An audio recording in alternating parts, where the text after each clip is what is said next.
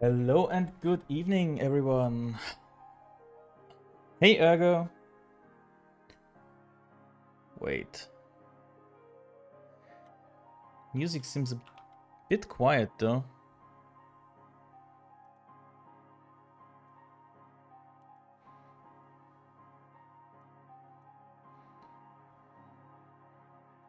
And sleepy.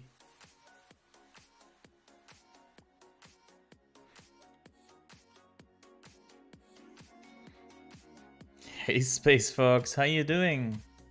Are you ready for the transition? I'm gonna start it. I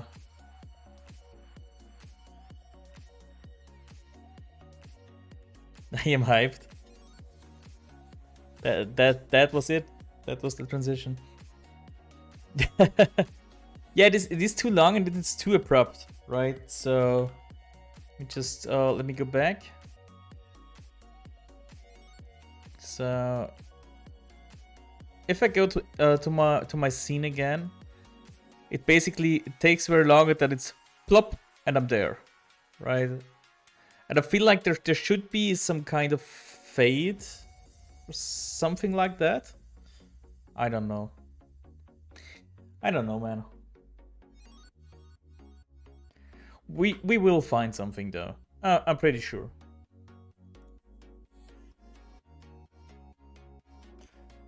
Okay. Look what I can do. Yeah, I think you can 100% make some insanely cool transitions. Like this thing is already insanely cool, right? Just let me just play it again. Just. Ooh, you have emotes? Do you have? Ooh, nice, nice. Hello, can you? I can't copy and paste it. I can copy and paste it. Yeah, you need to do one more. Yeah, that's how it's supposed to be. Was fun though. So, poly. I also, before we start, P-Fish, I fixed my auto-completion script. It's a bit like, guess I should actually try and write some logic instead of just over-designing my data structures. What? Over-designing is all we do. Hi, Cat Peasant. So I basically switched my old script, which would do a certain depth, to my new script, which basically searches everything which has a .git inside.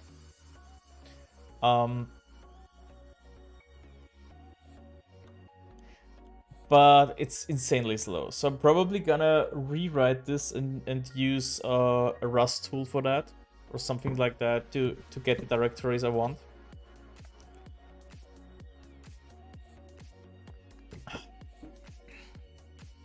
Because it's not insanely slow, right? So you can definitely work with it.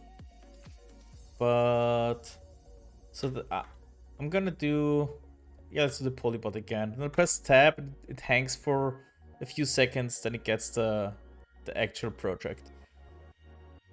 But I do need some logic at some point to see that the data structures actually work. Who told you that?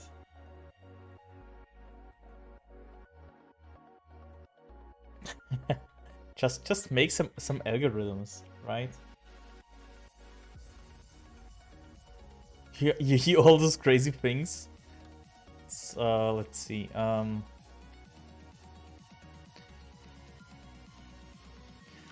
need another completion to do. Nice. Algorithms, yes. Also, polybar config center.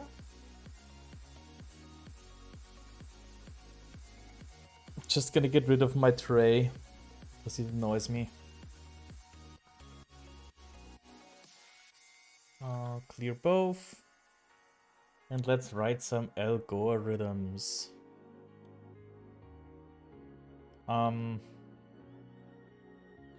Okay, for those of you who don't know, last week we did a diesel test to check out how we can access our database, and we did tonic test to check out communication inside of our microservices, because I think GPRC, is it GPRC? Get it. Wait, that's not a Firefox. That's a Firefox.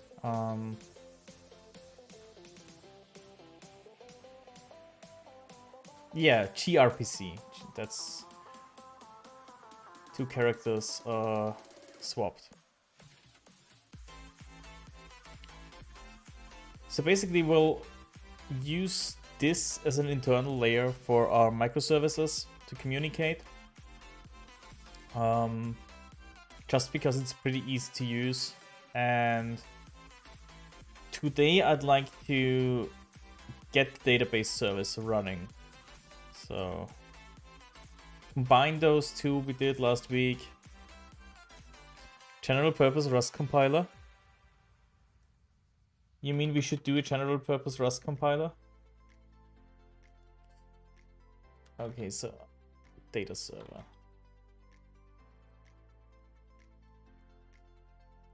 Is there anything in here? Yeah, the thing is I have no idea how to build a compiler. Otherwise I would probably, I would do it. Gunlang 2. Well, let's see what... I want to learn it someday. So we'll probably do a programming language in the next 20 years. Quick before toggle pin patterns. It's... Yeah, I'm pretty sure I have a bit of time until that happens. So wait.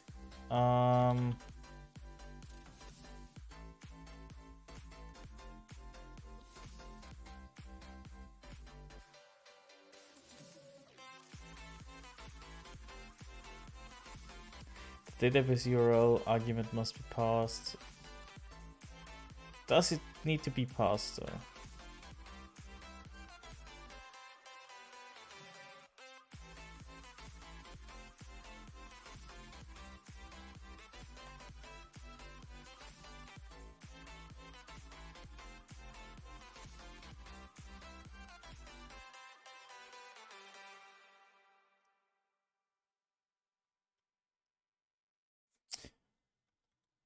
Okay.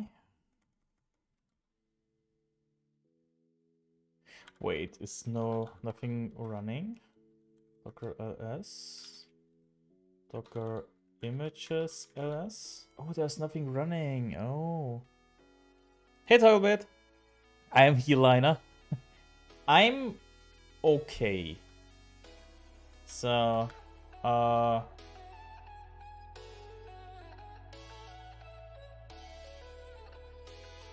I already thought about canceling again, but that's boring, right?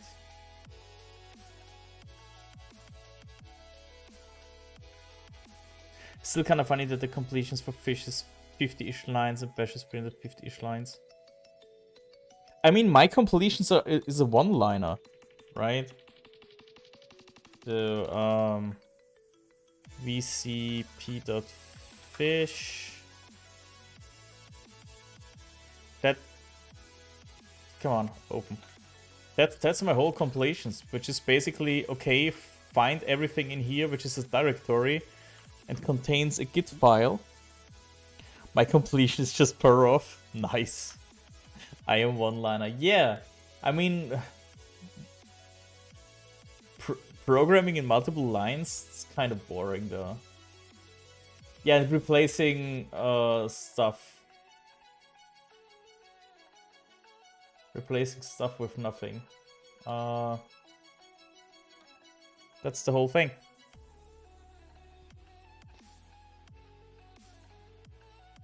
Okay.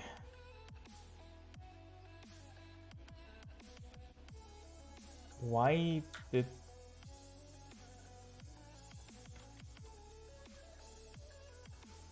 Docker...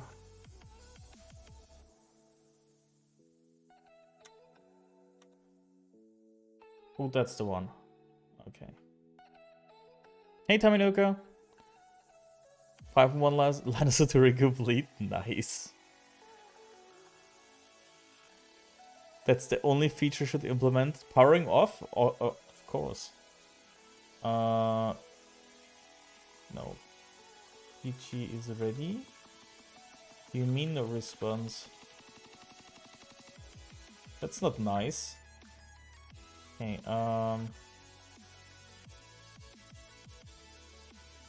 it is running though. Okay. Let's run diesel setup again. Oh, come on. You can write the brainflow interpreter in one line of Python. Really? I mean, obviously, right? Why is Bear Cool Cow's Mooma literally everywhere and never sleeps? He's obviously a vampire, a coding vampire who doesn't need to sleep, and that's not even a bad explanation. That's just fact, right?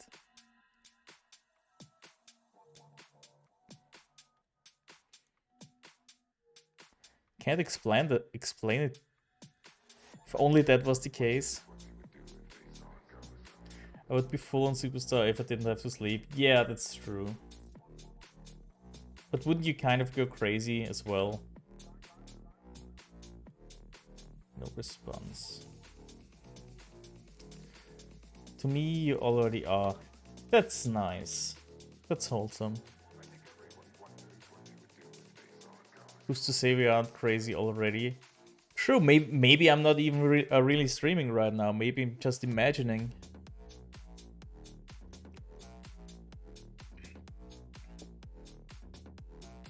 Okay,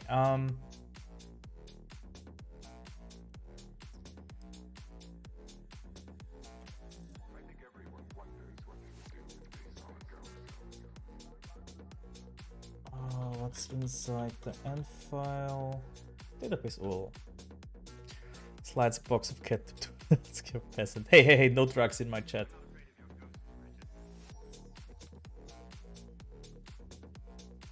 So b.env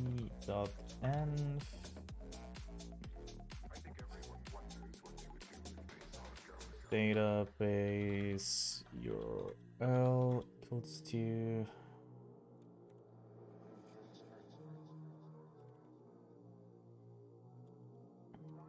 Postgres admin localhost is fine.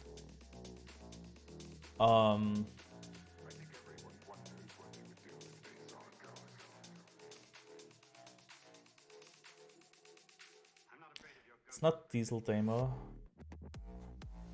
Let's just call it PolyBot for now. We're gonna redo this so many times.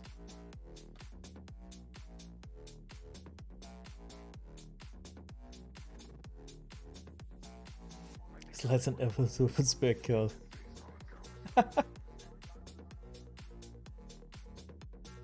I mean the one in my head, not the one playing. You're totally addicted to the stupid song. Yeah, I know that feeling. You basically hear nothing else.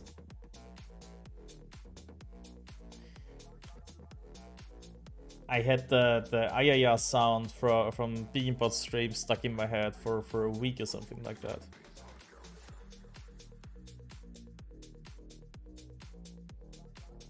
Can't you just use...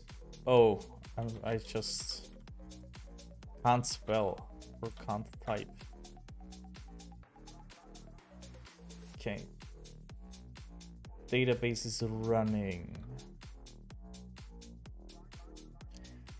I'm gonna not play it on stream, but I'm gonna keep it for later. wiggle a bit. Okay, gonna look into it. So I'll probably need to. Oh, it's already created. Nice. What else do we need?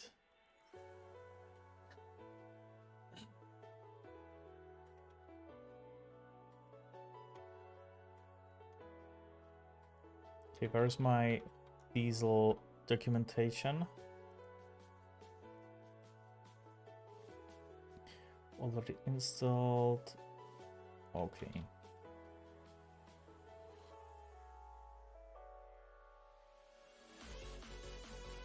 So now I do a migration with everything I need for everything I need in this database right now, right? Or do I need to use steps in between?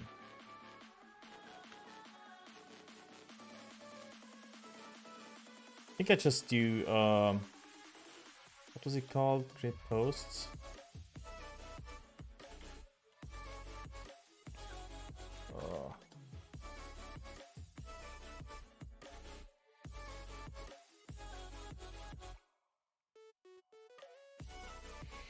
He actually has some really good music on his channel. Want something what won't get a DMCA claim. I'm not gonna play music on stream. Except the music from Pretzel Rocks. Everything else is currently no-go until Twitch completely resolve their DMCA problem. Which they probably won't. But until there is a clear ruling, I'm not gonna play anything. No music, no video. It's too easy to get banned, right? How do?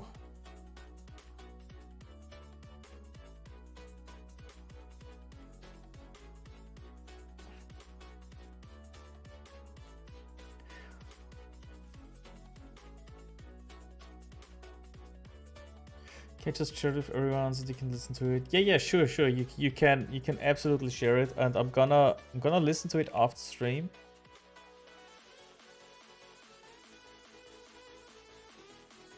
Ooh, sea shanty, nice. So do I create a single migration right now? And then every time I change something, I do another migration? Or if I need 5 tables, do I do 5 migrations? Does anybody know when and how to do migrations?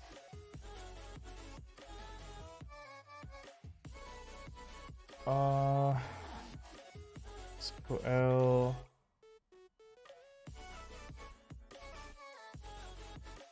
Let's see what comes up. Yeah, Microsoft, thanks a lot. Just watch for the birds start flying south. Then I follow them. If I place a cat, a hammer, some radioactive material, and a vial of poison in the box along with a Geiger counter rigged to the hammer that breaks the vial of material decay, is the cat dead? Are you okay, Togglebit? Do you need to talk? Yes, the cat is alive. Or no, to your question. No.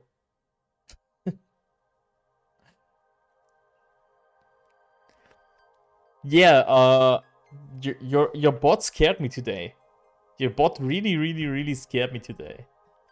I was joking around, typing exclamation mark ban some user, and suddenly the bot responded, and I was like, oh god, no, I just banned someone out of Toggle's chat.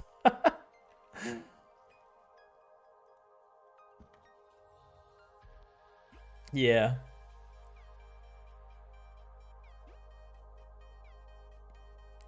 So that was fun. The answer was no.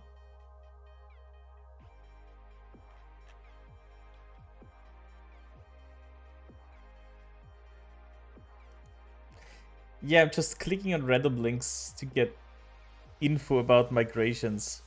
How can you tell? How can't you tell?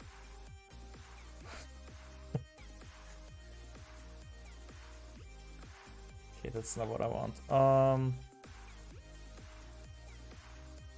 I mean, you could shake the box, probably. if it makes meow sounds, it's probably live.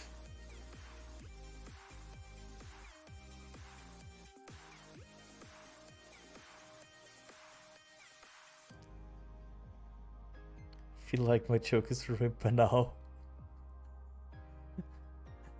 I don't know if I'm sorry, if I should feel sorry for that or not. Probably. Hey Fluffy.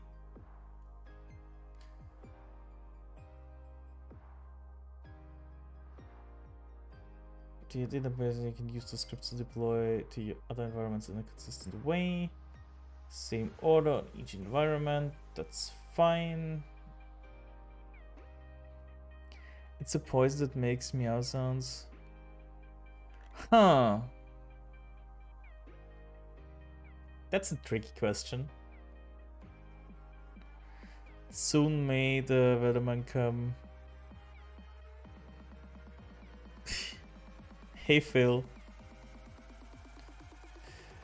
Yeah, I'm just manually scraping the internet for info. I showed dog open some new dance moves. Nice.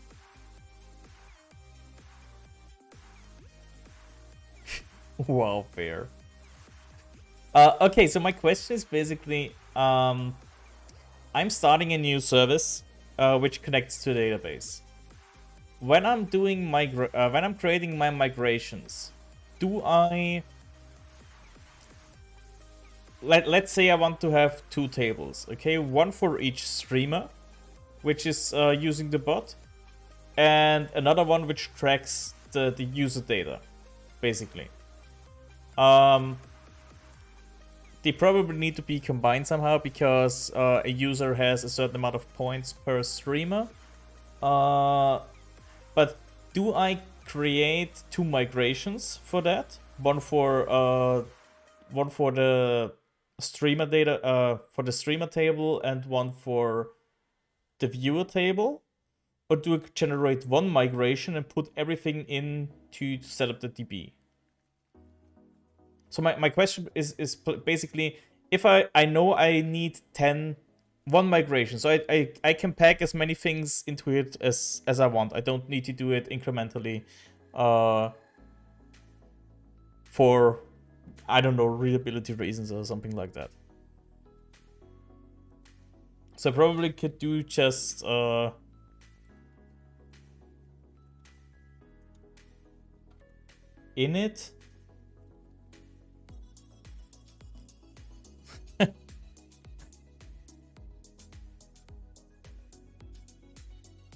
Yeah, whatever.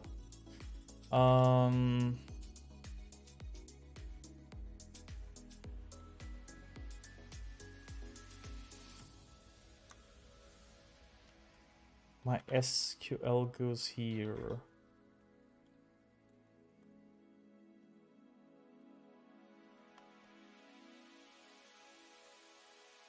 Okay.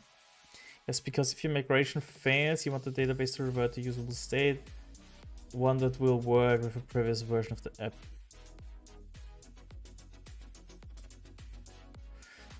Okay, I mean, currently there is no previous version, right? So that's completely base database. But it makes sense. Create table.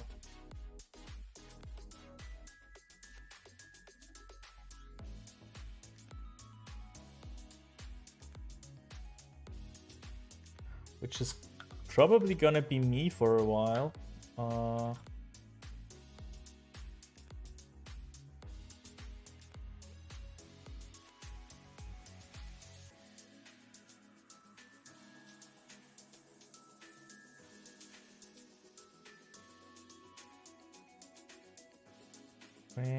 table.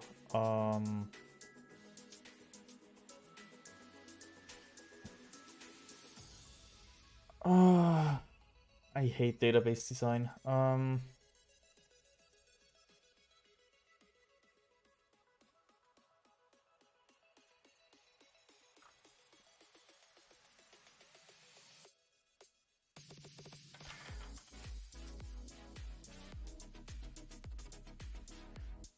Okay.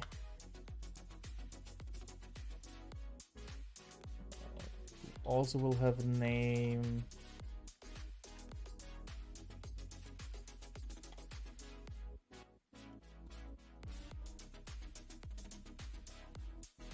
I think we need another points table.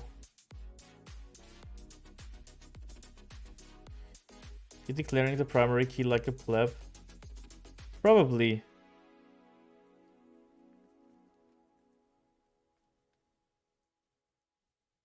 Why should I? Any reasons? Or is it just for the lead skills?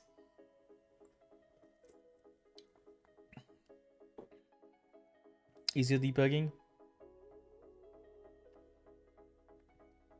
Do you have an example of that?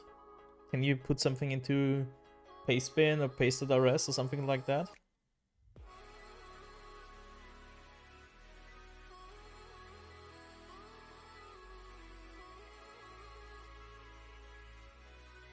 I mean, I also need to figure out how to set everything up because it's been a few days since I did Postgres, right? So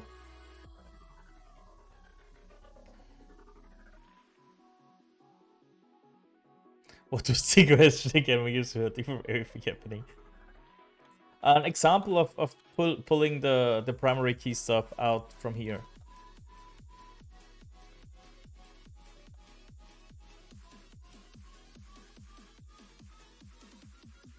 Do I need to differentiate between streamers and viewers?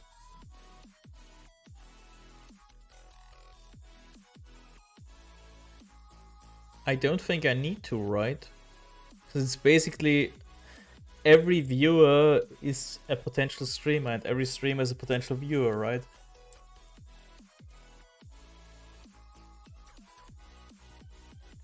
So we could just do users. Wait, down SQL remove the entire database.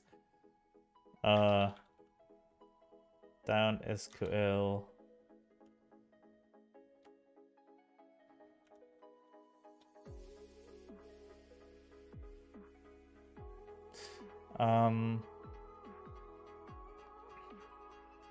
Okay, where do I put that?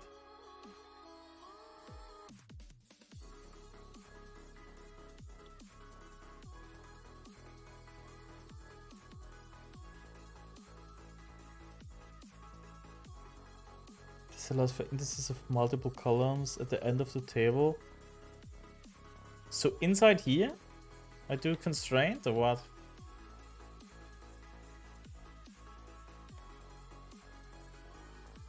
So what was it? Constraint, private key, not private key, primary key. So the DK uses primary key, right? And then I delete that.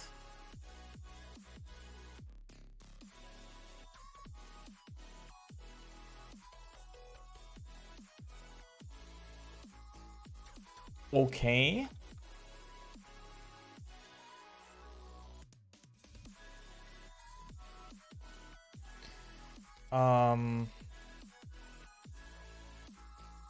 Yeah, because I could basically do a second one if I have two private keys. Why do I keep saying private keys? It's not encryption. Oh boy. I mean, encryption would be way easier for me. probably. Okay, so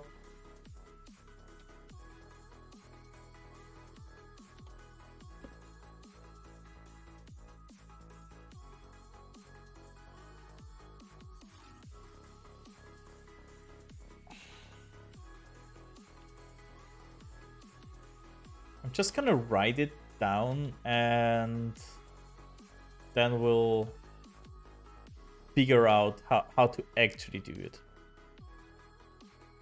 ID points. So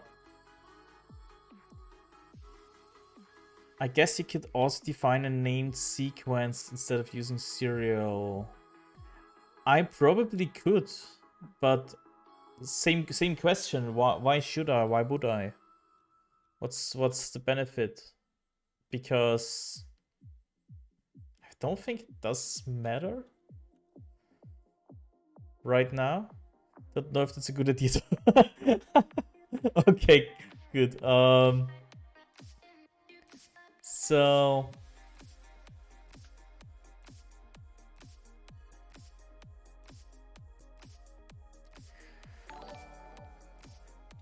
oh boy, BeaconBot with the rate of 70. What a bad timing. Now you see that I can't do SQL. Oh no. Oh no. Oh no. Hey Bash Bunny.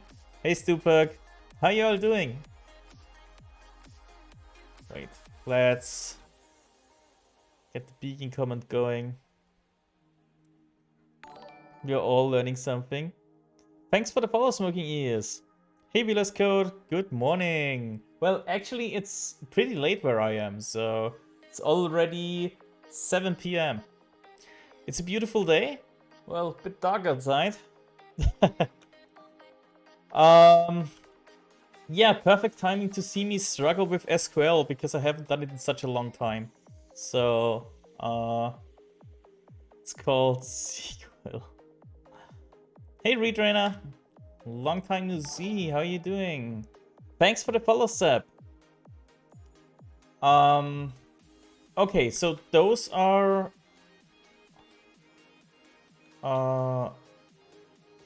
those two should both point to a user ID and they should not be the same, right? Or wait, can a streamer have points in his own channel? No. I don't think that's a good idea. Streamer should have infinite points in his own channel.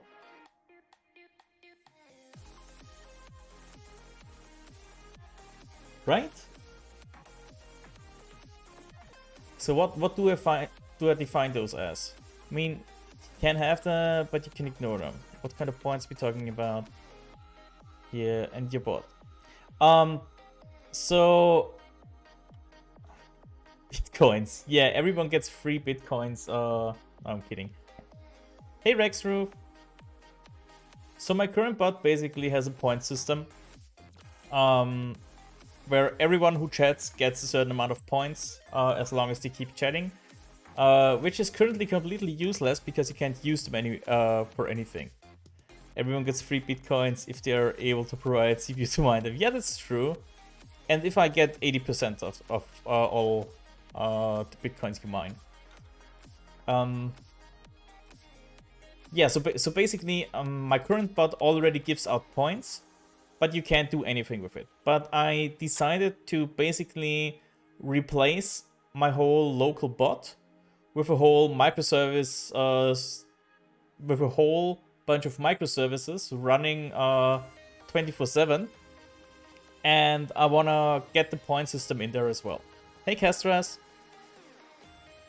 And now I'm designing the data service for the internal. Okay, wait. Let's get the wiki. Let's get the wiki.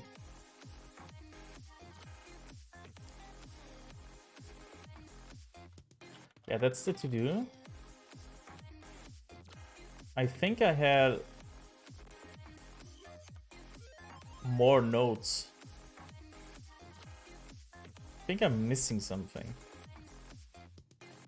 Whatever. So basically, we decided to do have fun lurking. Will be semi AFK, be back on later. How long you plan streaming, mate? Depends. If my Crohn's behaves, I'm gonna be on until 9 or 10. If it's starting to act up again, I'm probably ending a bit earlier, a bit sooner. When you solve this problem, I will use what you learned to solve this problem for myself. Yeah, so the basic idea for the bot is that if you want to create a bot for your stream, you should be able to reuse all the things I did. Right? So not only you should be able to host it yourself because everything is open source. But I wanna open it up to other users. So there is a feature planned where you can actually just upload WebAssembly and work with that. And it's the what to do with these points problem. Yeah, so the idea is if you use my bot, that's probably gonna be solved for you. So there are certain defaults you can just reuse if you like, and you can also extend it. Try adding has infinite points column to the points tail. The streamer would also have an entry to make it more correct. Try adding a constraint so that if the has infinite points column is true, the points column has to be null and vice versa. Okay, so with the constraint, it actually makes sense.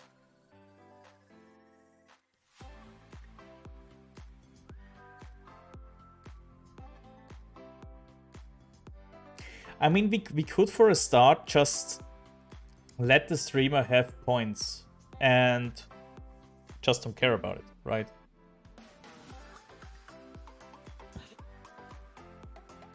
So that's not gonna be the hard part, I think.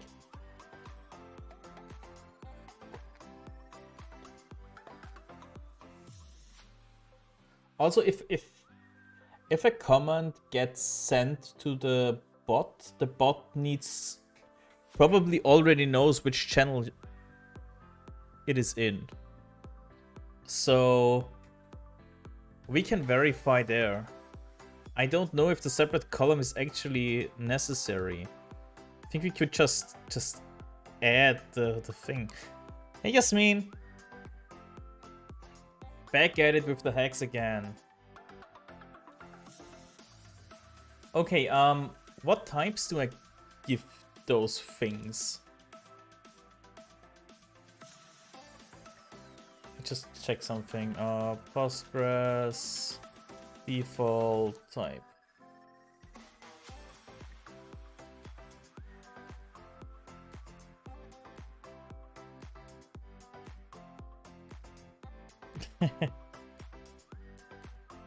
Not doing anything? Yeah, that's really kind of sus.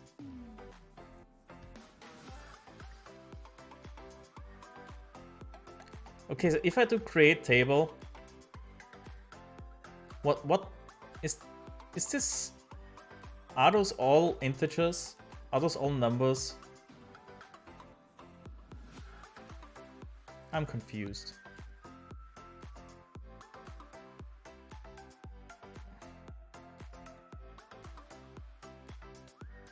So that's gonna be, let's start with that. Yeah, thanks. No clues, you need to specify a type.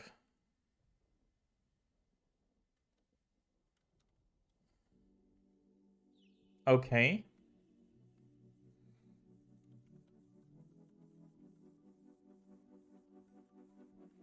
So the thing is, that's the example from last week, and here ID doesn't have a type at all. That's why I'm asking.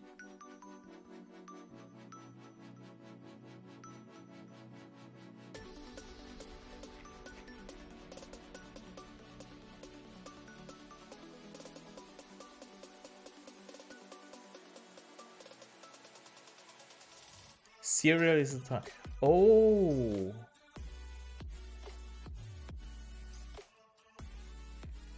That makes sense.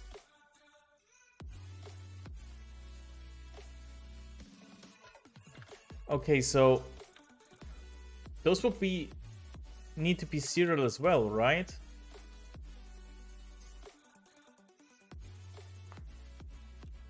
Because those are both pointing into users, right? Okay. What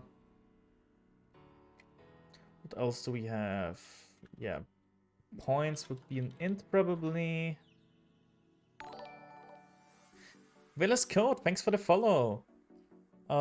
If they're gonna be Frankies, they have to match.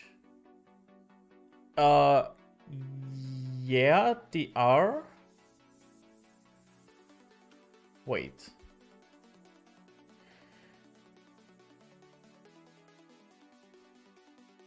It's a virtual type, it's an i32, plus it creates a sequence in the background. Okay. Okay, that makes sense. So how do I define those?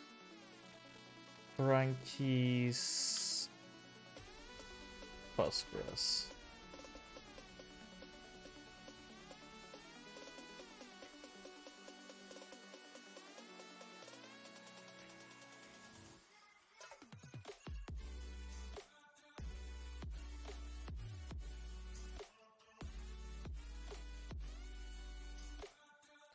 But you don't use serial in the post table. Oh, it's an... Okay, so they use an integer here.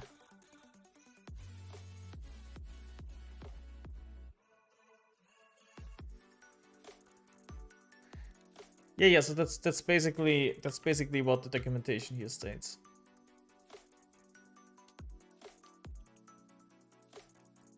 Okay, let's get that on screen as well. Yeah, no worries. Yeah, obviously big int, right? Because we obviously need to support at least that many points.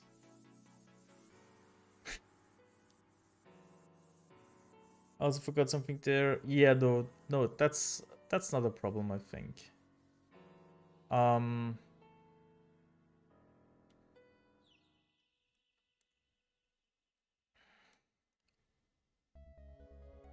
So should we do something like that?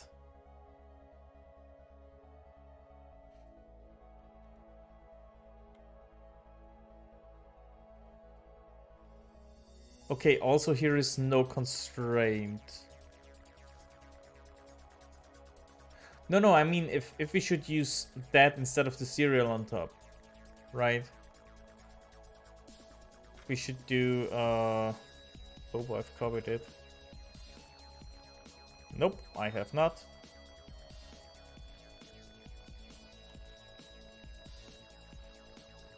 Do something like that instead.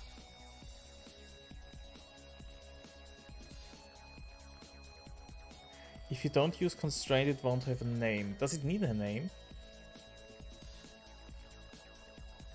I lied, it will have a name. Right, so... that seems way cleaner. I mean, except that thing, that seems like just morphing. It will be auto-generated, which may be garbage. Okay, so this is just for naming the primary key, right? Not the private key, primary key. Yeah, it's generally garbage and you won't be able to easily debug it. Okay.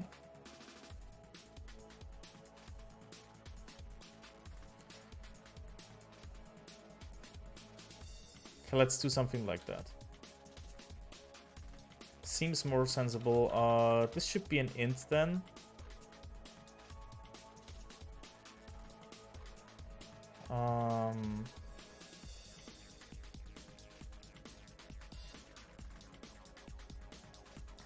I need 2 of those.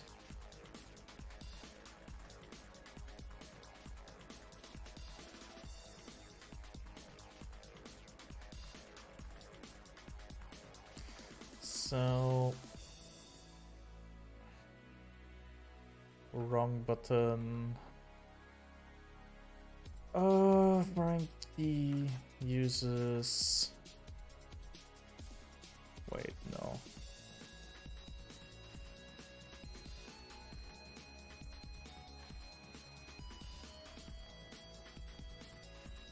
Streamer ID uses user ID.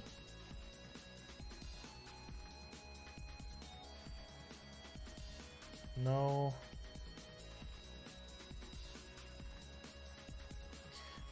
That should be viewer.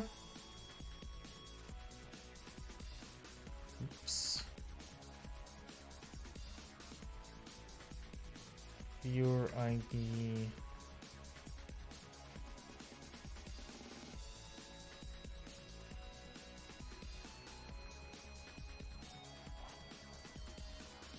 Okay, let's make those lowercase as well. Just need a comma. Where do we need a comma? Oh. I need a comma here. I need a comma here. After each declaration. Right. And I need a comma here because I need to define that the v... No, I don't. That's it.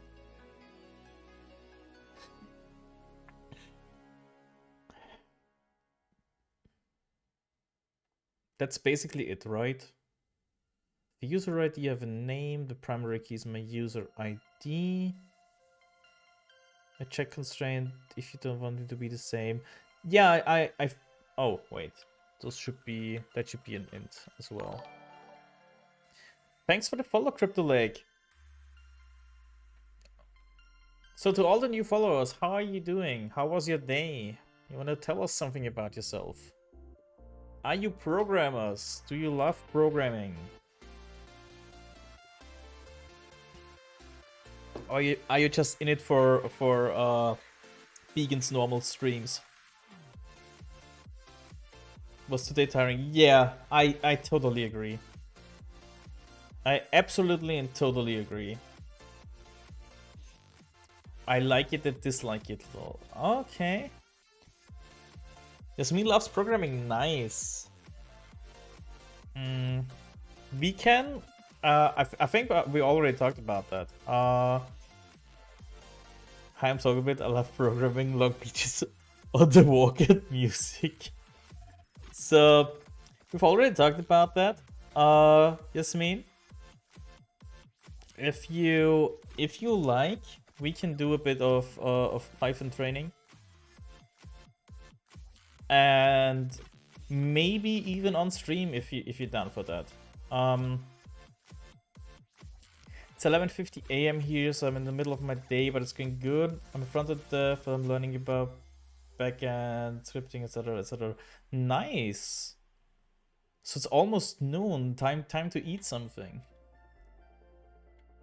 So yeah, for me it's a few hours until bedtime already.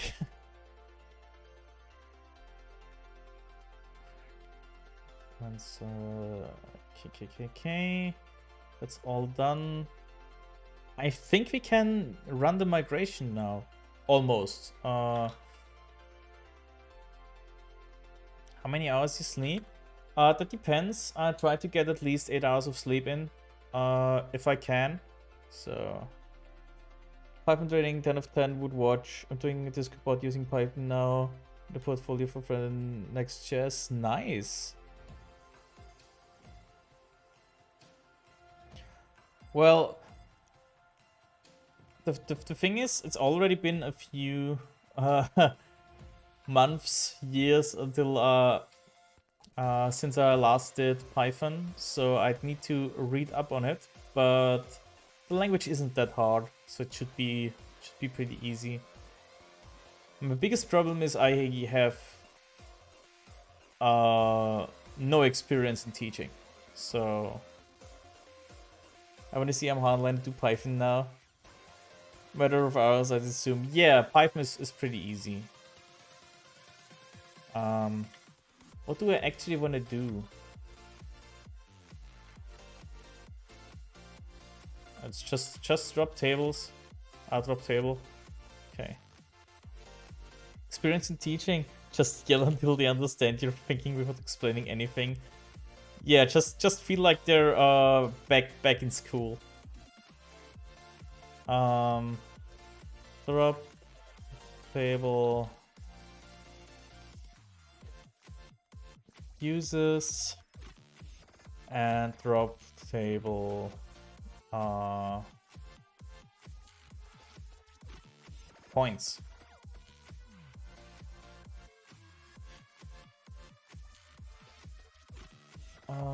Python getting pattern matching is gonna be nice. That sounds pretty nice though, yeah. Drop the tables with the dependencies first. Does it have foreign keys? Okay. I can do that, right?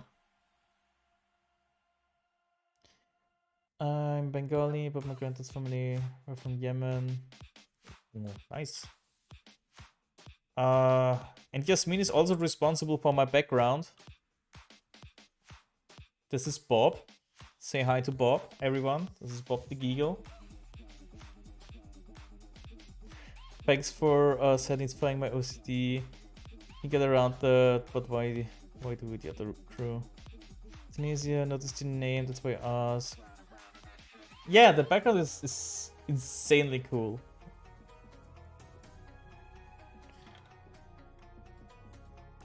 Okay, so now I should be able to do diesel migration run, right? Okay.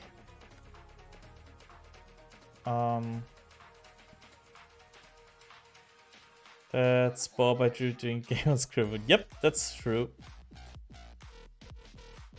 Okay, so what did we break?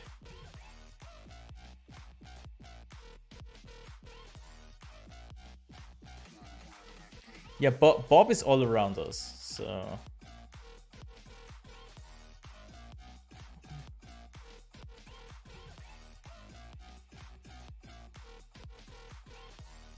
Bob is also the #1 reason to subscribe to this channel, so you can use it actually cool PogChamp alternative. Mr. Halsey with the raid. Hey, Mr. Halsey, how was your stream? What did you do today? Can you explain why my SQL is not working? Unsure which create law was talking about. Huh.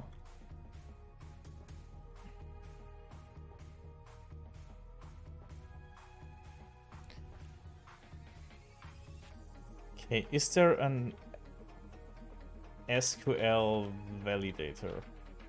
Just because I do not care.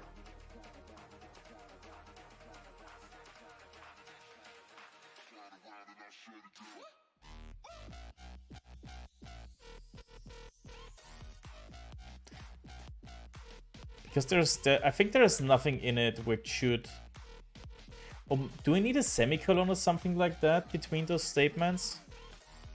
I had an SQL exam today. Oh, how did it go? So what are we making today? The basic plan is to get my data server up and running.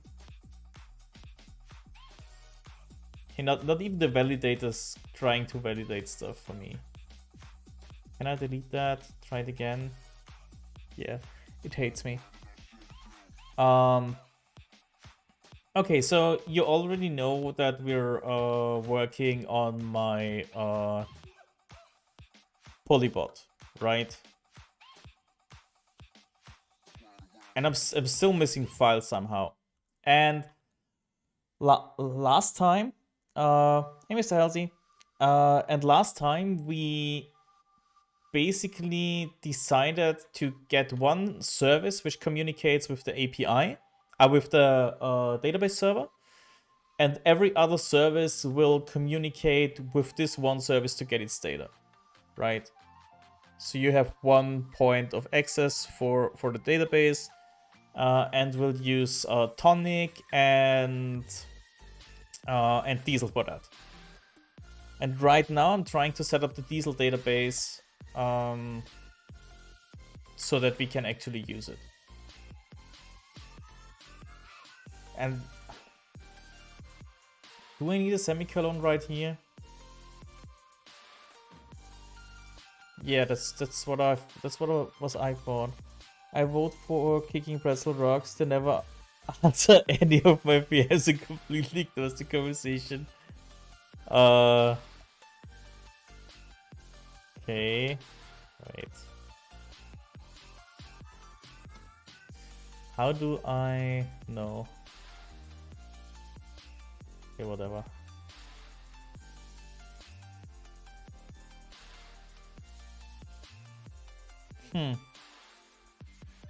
Pretzel Rocks has you beat, ToggleBit, okay? So talk about not following a conversation.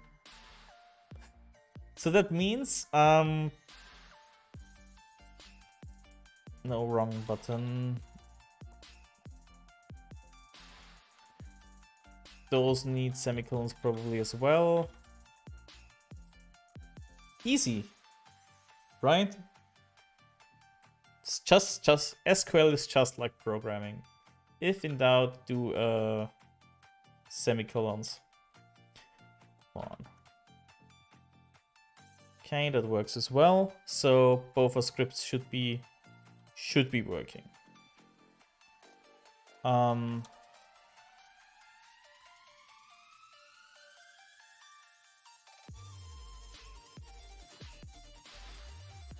Okay.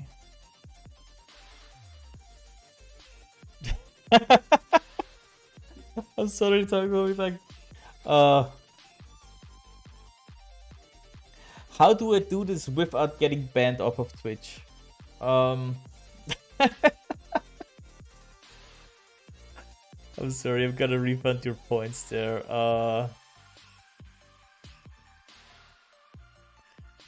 Yeah, that's what I was thinking too, right? If I actually knew sign language, I would try to badly explain something in sign language, but I don't, so sorry. But you got your points back. And you can waste it on something else. Oh.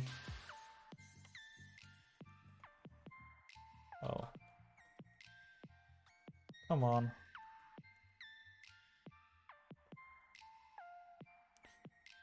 Okay. What's that? Oh. It actually would make sense to build this as a library though. Because then we... Or does it? No, wait. I'll be lurking, see you soon. You have fun lurking.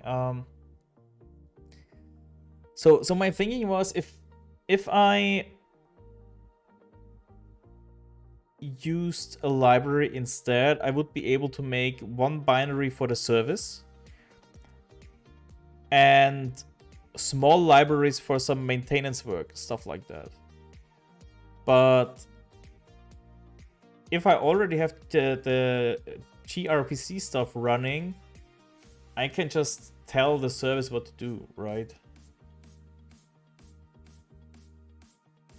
I'm gonna do the typing game shortly. Are you sure about the short offering key names in SQL Server and MySQL? Those names must be unique.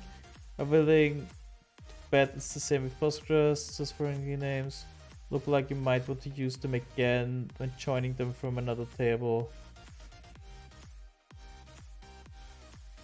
They probably need to be unique.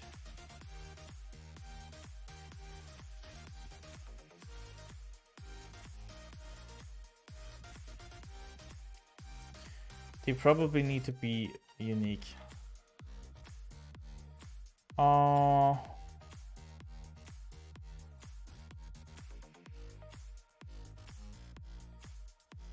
It's a group or field of tables used to identify.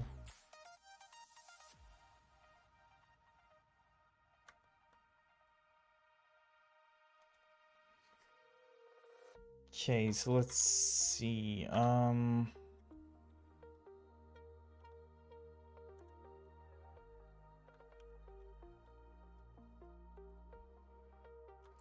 So maybe prefix them with the table, like so.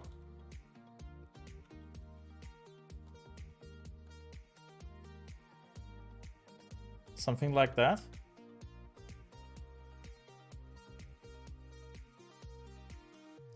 So do basically table name and then the field name. Okay. Because the table has to be unique as well. So let's just redo. Huh?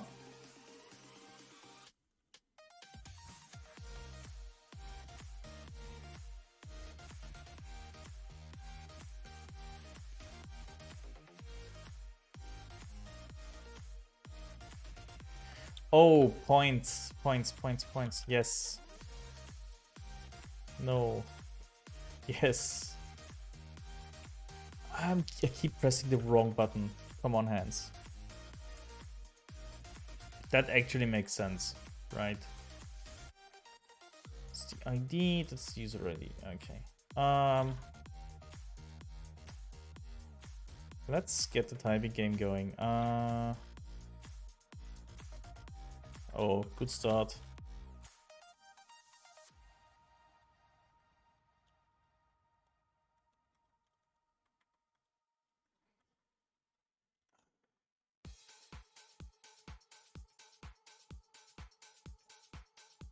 No. I'm getting slower. I do not like that. I think Toggobit patched it to so that so that I'm getting slower with his game.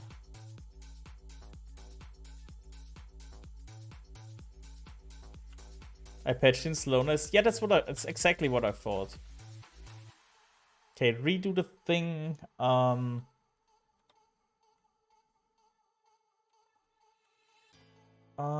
What to do next? Let's see.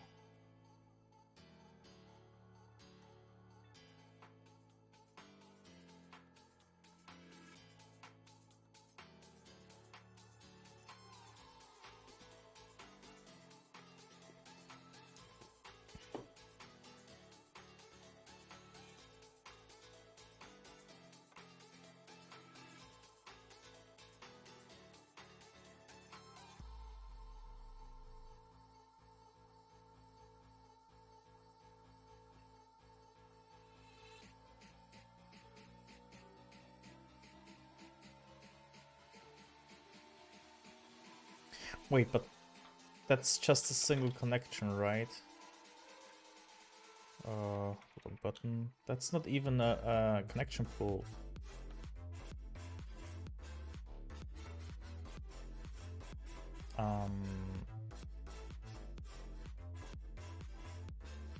Source model RS.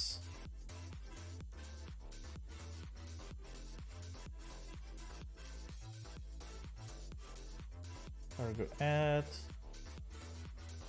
Bezel.env.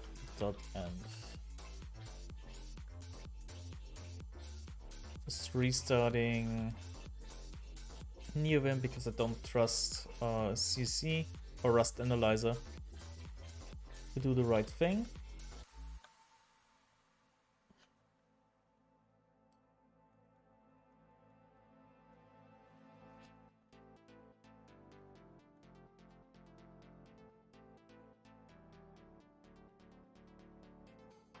Can I ask the question, how do I model the foreign keys?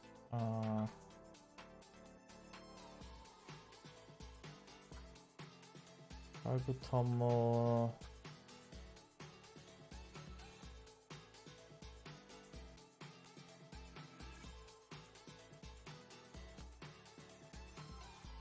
Don't care about the last digit.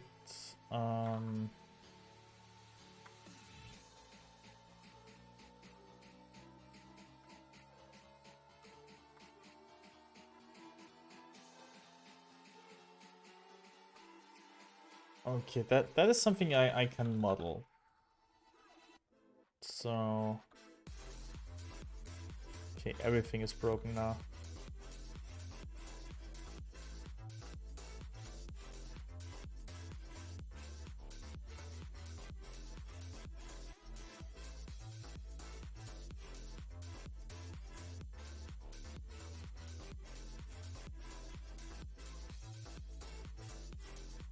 super schema. Let's start with users. Should be users, right?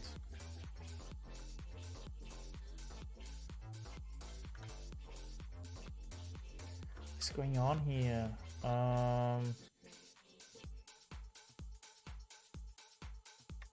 Oh. That's why it's complaining. Okay. Gonna move source model to source models and S.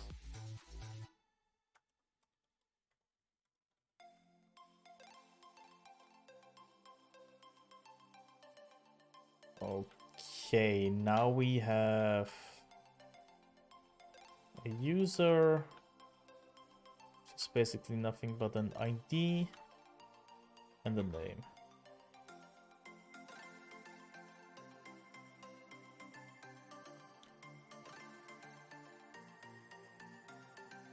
That's not needed anymore.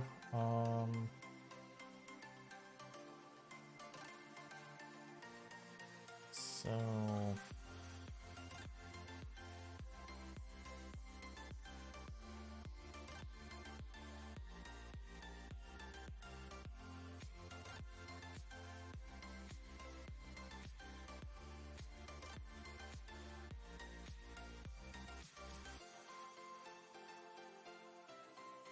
okay, that's the connection. That's the create user.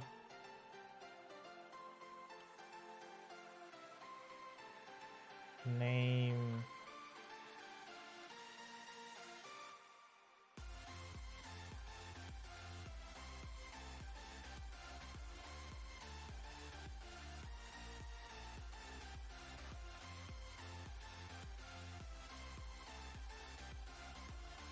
Oh. Okay.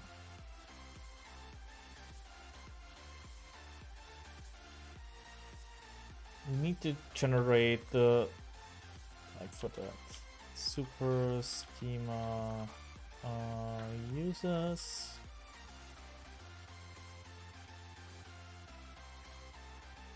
Insert able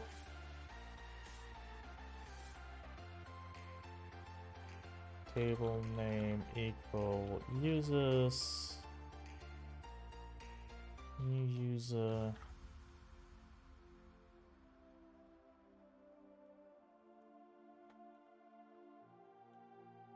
Don't need the ID, just need the name.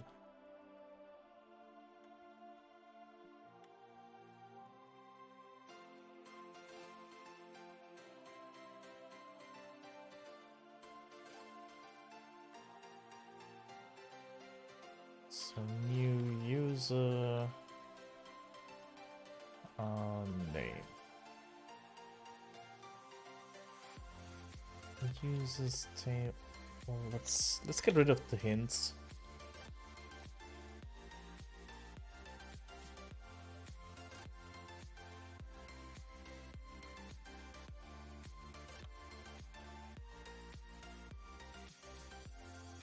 Oh, I need to import it as well. That actually makes sense. User, new user, right. Let's rename that to new user. Let's actually rename it and not press escape. Error saving new user. Okay, now we can create a user. Let's do establish connection. Let come and with the connection we should be able to do create user. Yeah. Create user.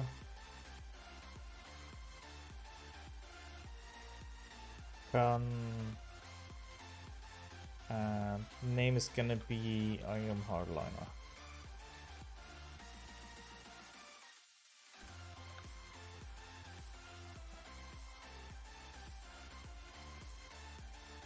So now I should be able to do cargo run and have data written.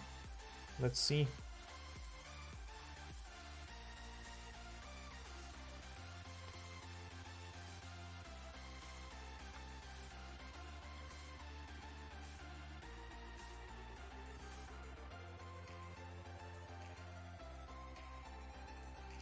Column points cannot be named the same as its table.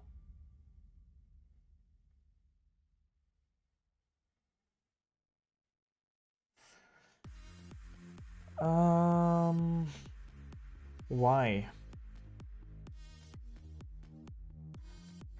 No. Up.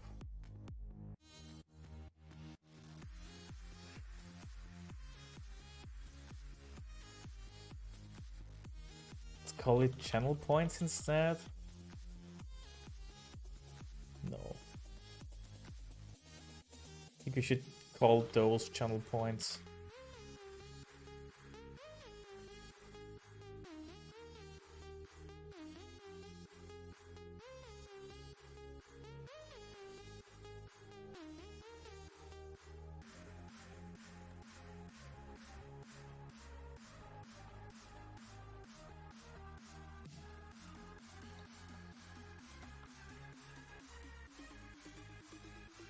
Okay, let's rerun our migrations. That should be all fine.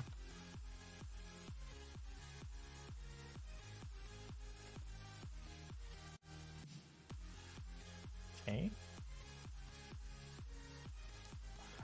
Why do we do ls? Can I do select star from users?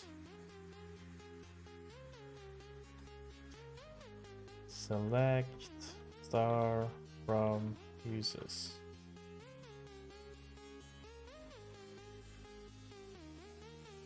No?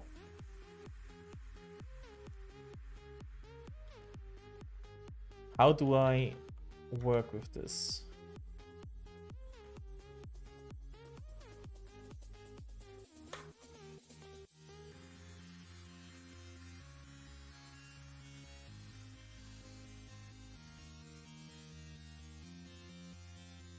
Info.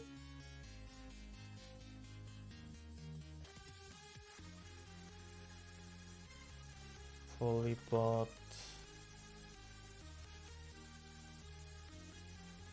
Oh.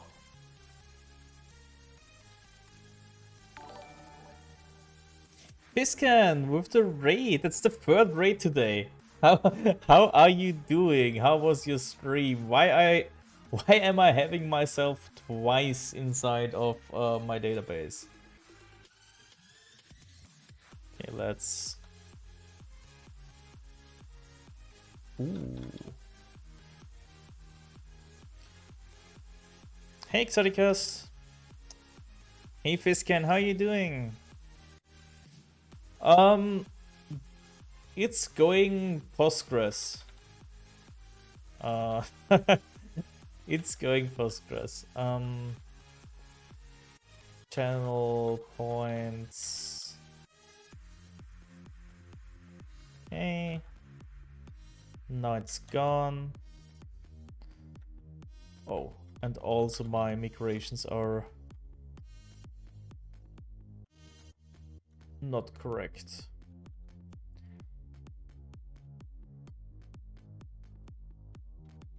I need this unique. Hey Dariuccio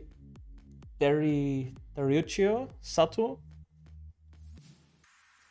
How can I call you?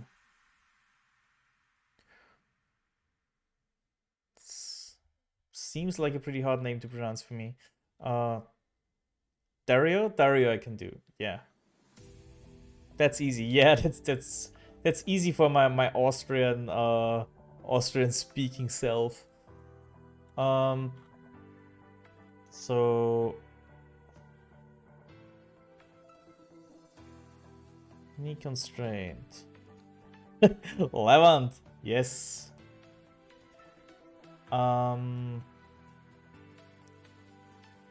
so I can do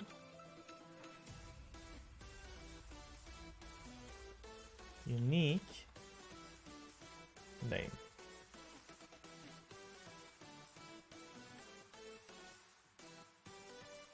Now I shouldn't be able to add myself twice. Nice.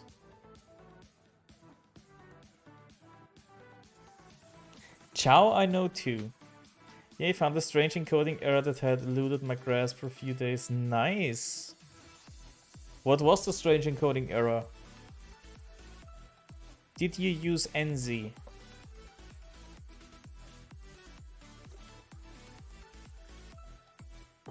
We always cross paths. I mean, Togglebit is basically the Rust wizard of Twitch, so... Nah, just play 64. Ah, okay. If you stream Rust, Togglebit is watching. That's true. Rust and Super Mario. Those are the two big ones. Alright, it is.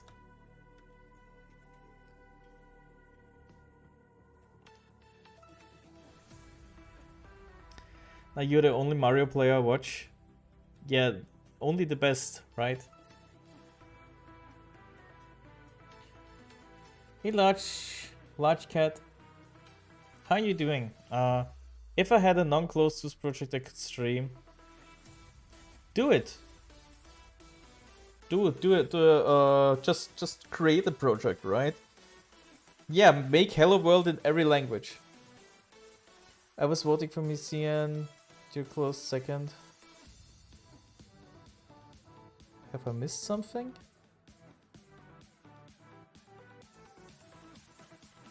Probably. But I'm gonna finish my current side project. Yeah, finishing projects is always good. I love Mario. Never streamed that. Yeah, I like to do it more. I'm still not happy with my stream schedule.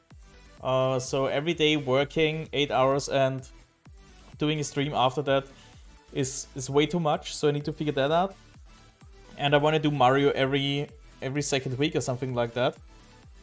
And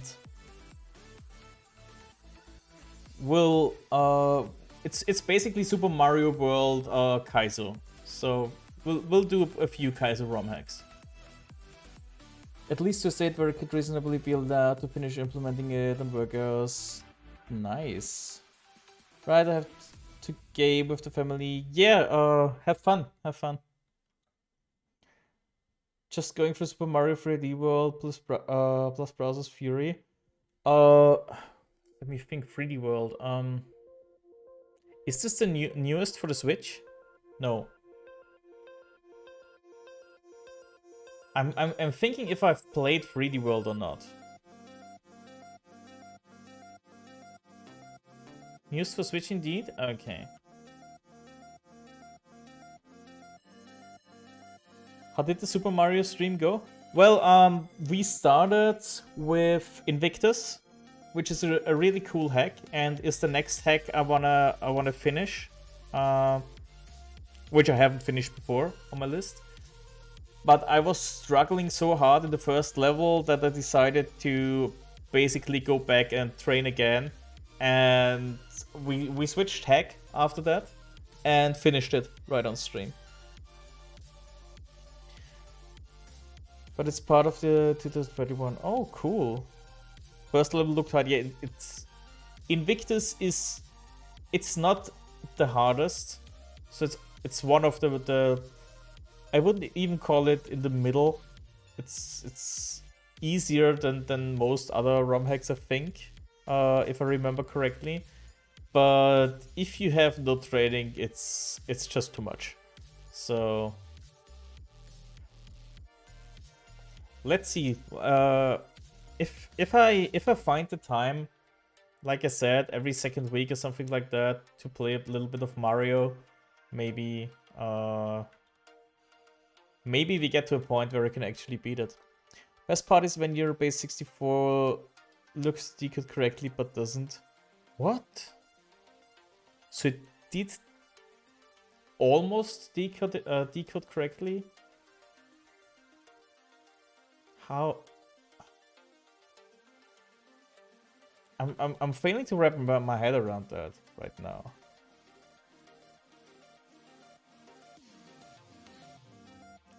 It looked like the correct characters, but wasn't somehow. Oh. Yeah, that's strange. Wait,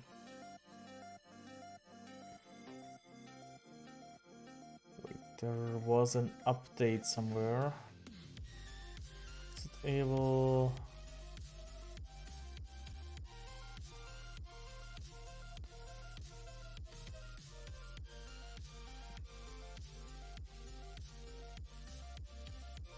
Okay.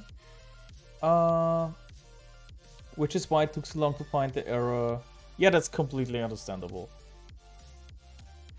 I think that the worst bug I had was a concurrency bug, where one thread in the software freed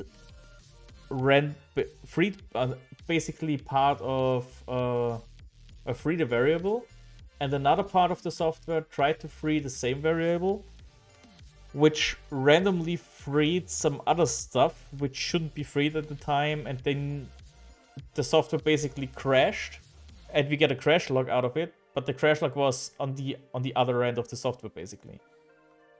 That's sort of the hardest thing I had to debug until now. Those are insanely fun, yeah.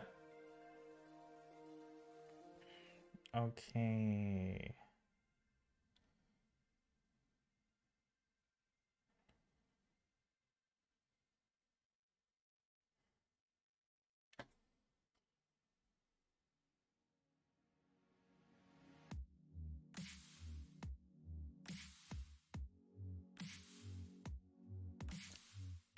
So...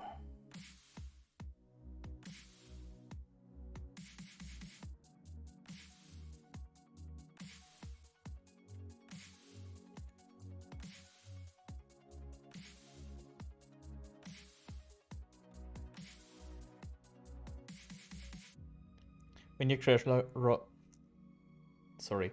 When your crash log is a red herring? Yeah. Yeah. Okay, let's do the same for points now. Those are channel points. New channel points. I'm not even sure if I need those.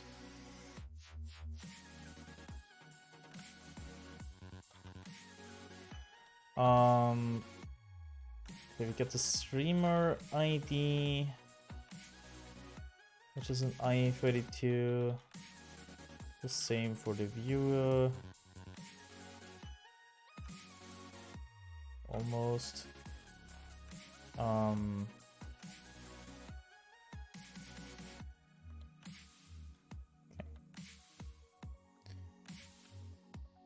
That's not a user, those are... Come on. Channel points.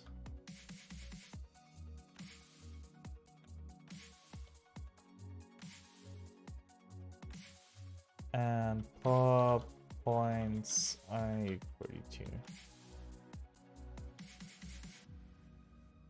More structs? Do you mean more structs?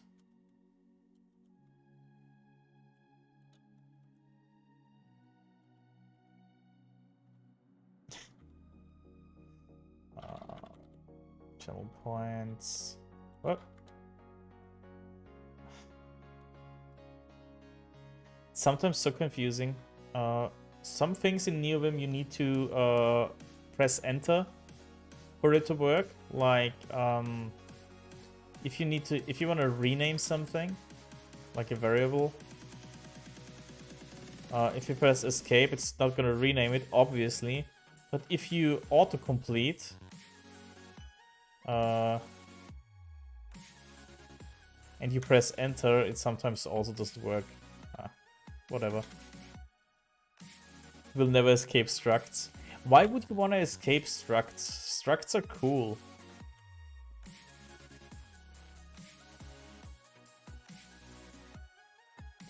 That sounds like you just need to configure your thing.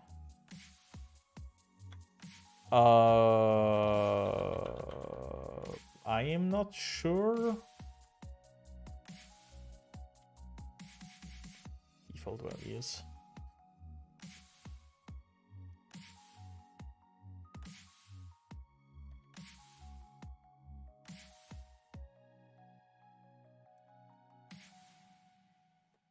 Okay. Why structs if you can have heap allocated objects? Yeah, that's true. Just to why heap allocated objects when you can just do a database, right? What are you using for completions? I can show you in a second. Just don't want to lose my train of thought. So default 0. Wait.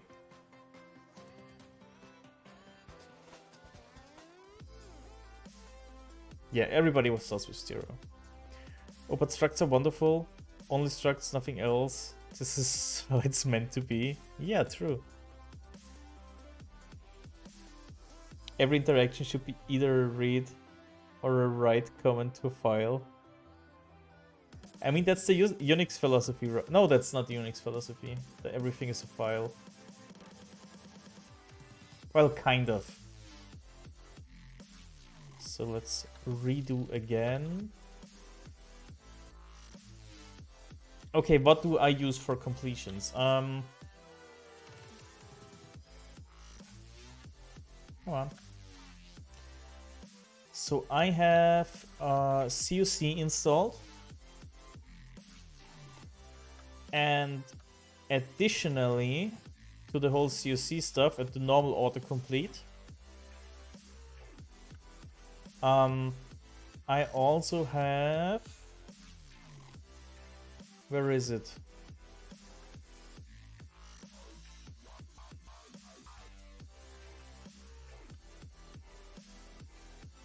I also have tab 9 installed. And tab 9 is basically let's call it an AI, kind of. Mine isn't perfect, but you need something like this. Let me get a paste link. Yeah, so tab 9 basically is machine learning, which analyzes your code and presents you with completions depending on your code, right? So... no.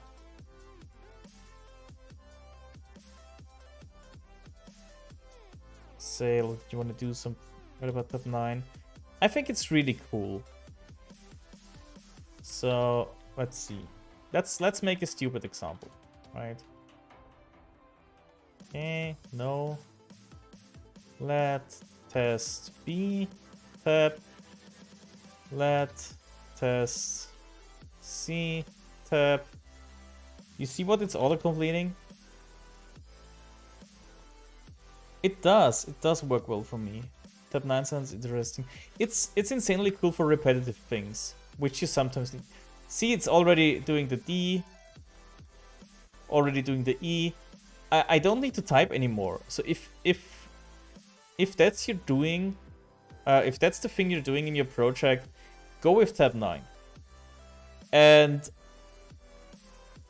there are certain things. So whether we need you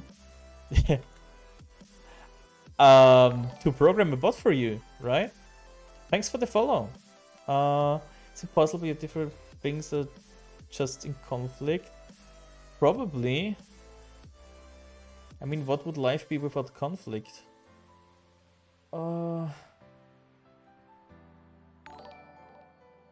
This part here. I mean, I already have that in my config. Thanks for the follow, Dario. It completes and it's quick and it works. I mean, for me, it works as well, right? So the thing is, it might take over the Rust completions.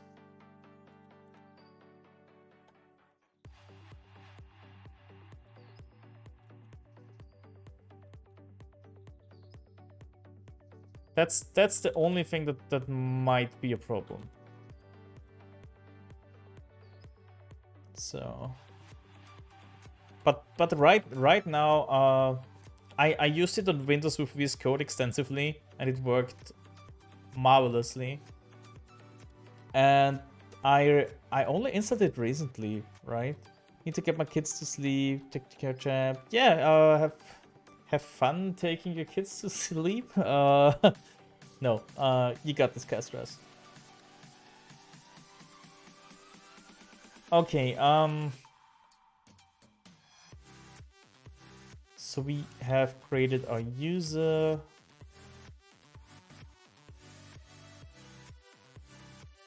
As much fun as that can be.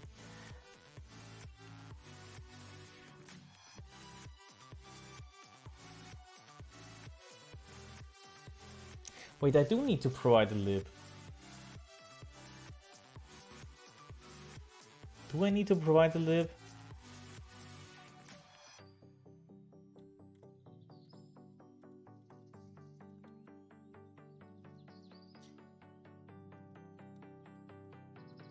Let's go to Tonic and see how we do that.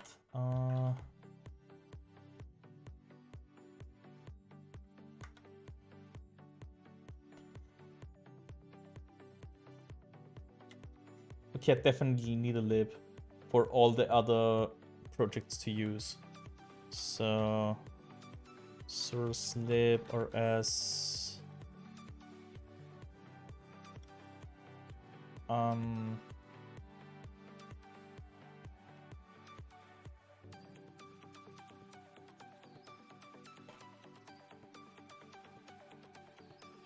Wasn't there a pretty cool tutorial for Tonic?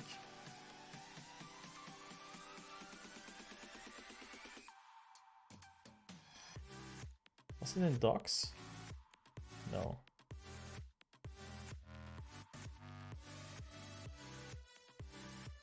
I think we had a really cool tutorial on how to use that.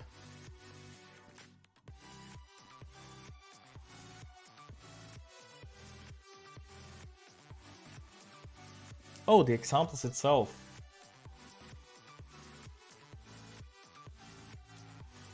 Kind of.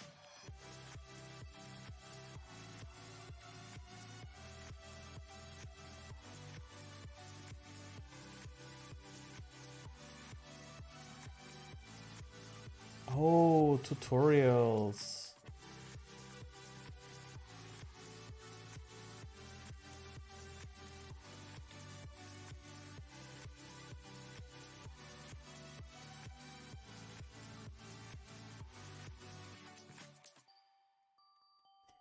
I'm not gonna name that Hello World. We'll name that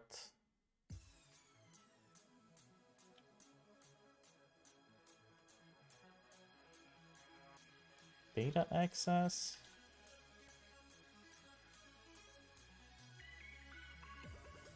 Sounds about right.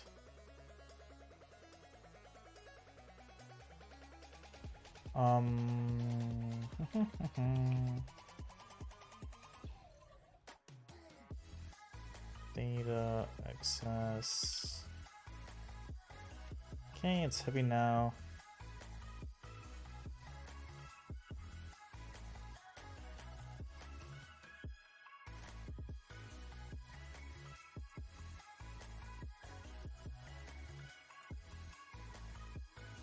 Add user. What? Add user request. Returns. Can I return nothing?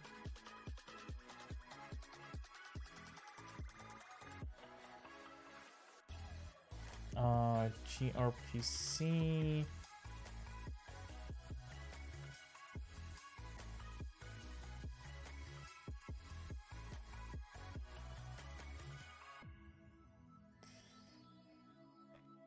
Where is the documentation? Docs. Is it in guides? No.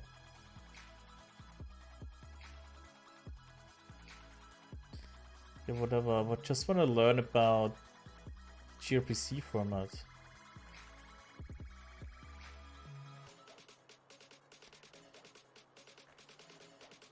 Can I return nothing?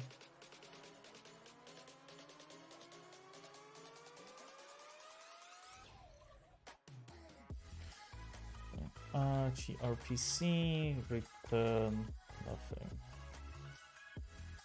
Should be possible though.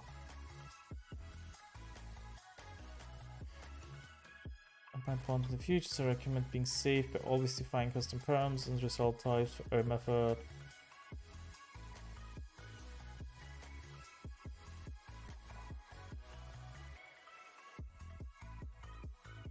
Okay.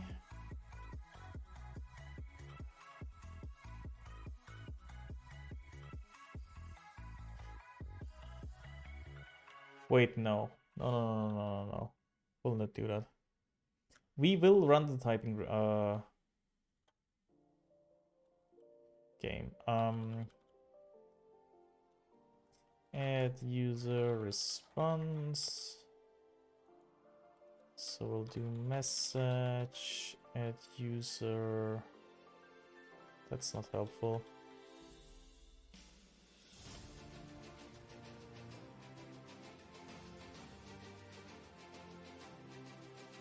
So string name is 1.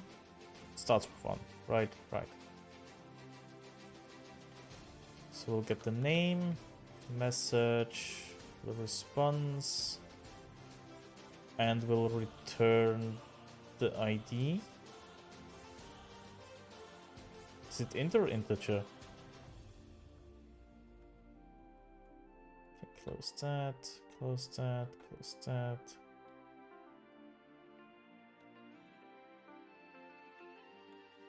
I think it should be int though.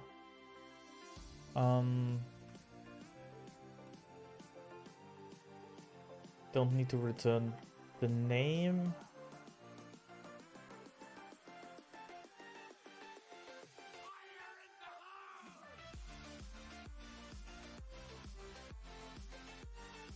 So I32? No. Integer. There's also no integer? What? gRPC integer.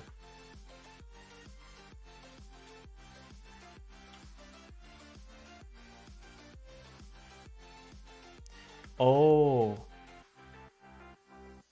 It's an int32. That's how they're called. Okay, let's get the typing game. Dot. Holy.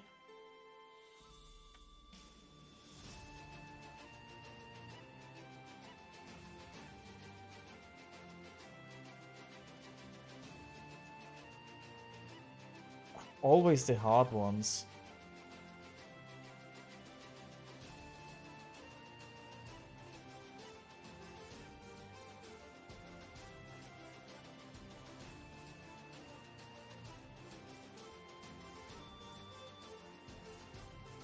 Ah, 96% accuracy I'll take. So it's still slow as hell, but whatever.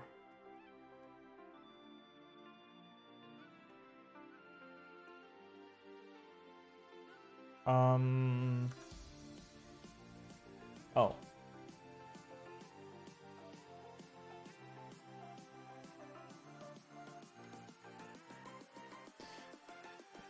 Okay, we need an add user. RPC get user. Or if I get. See, that's cool. Even though it's not 100% perfect, but It completed almost the whole line for me. And that's where it really shines. So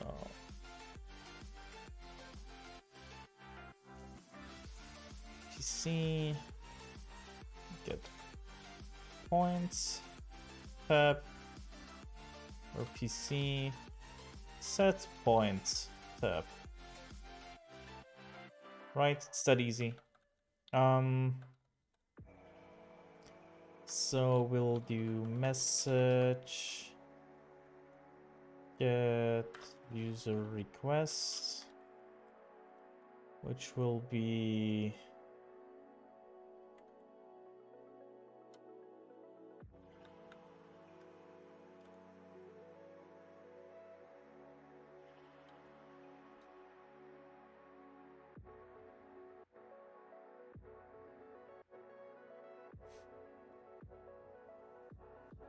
okay. Let's do 2 of those. By name.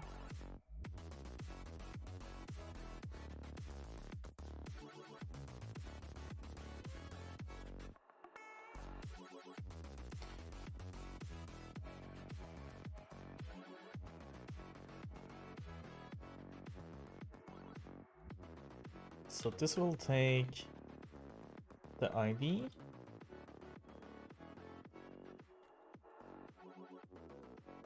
Message, get user, no, get user response,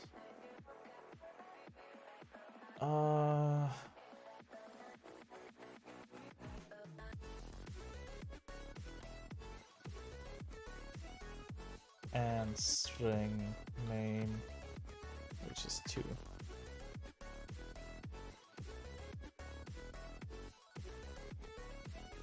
That will also return the get user response.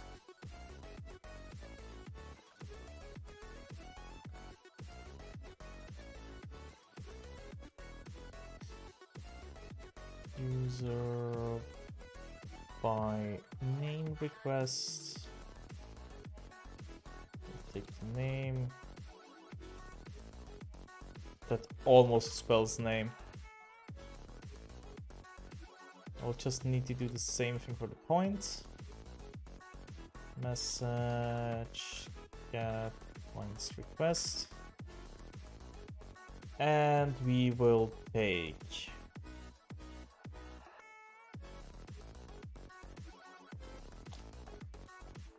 wait, do we care about the IDs at this level? Should we just care about names?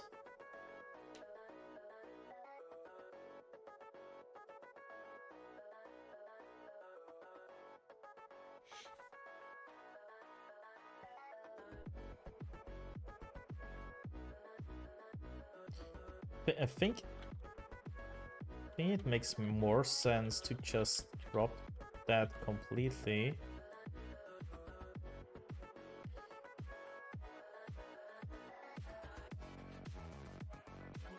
Yeah, let's ignore that. No, let's not ignore that. So we can check if it's actually successfully added or not. For the user,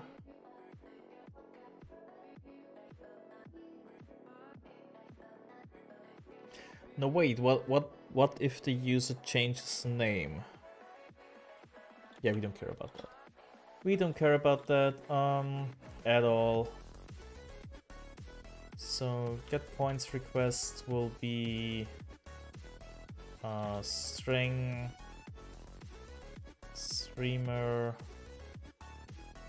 name string viewer name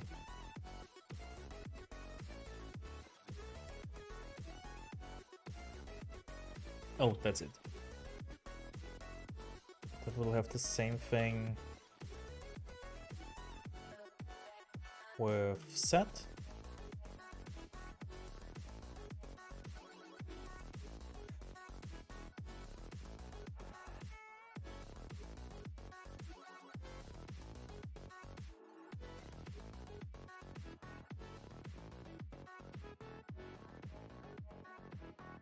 Okay.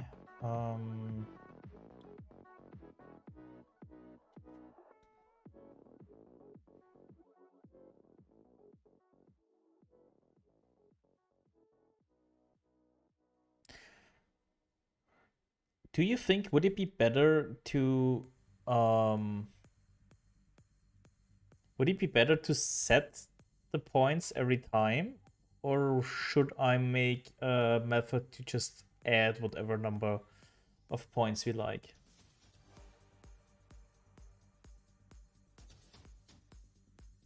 The thing is, I feel with the set points request,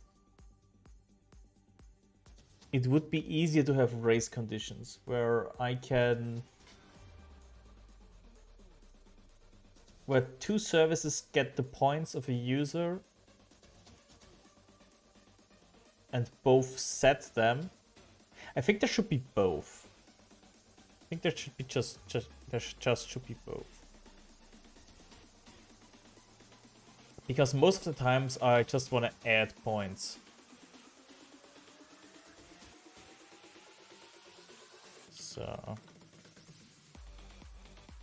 message, get points response, in 32 points.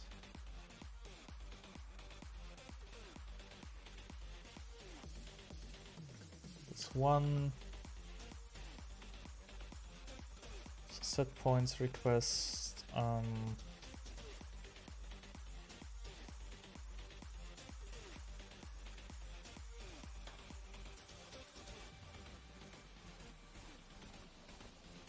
Set points response. No, don't record.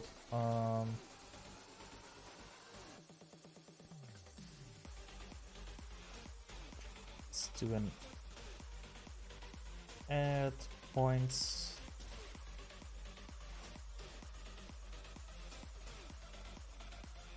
Which will basically be the same as the set point stuff.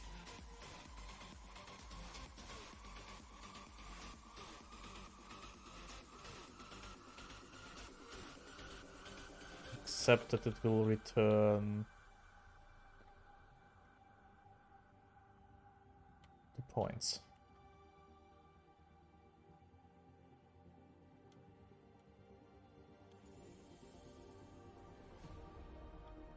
Seems like good service for now. We'll probably iterate on that a few times until it's really perfect. But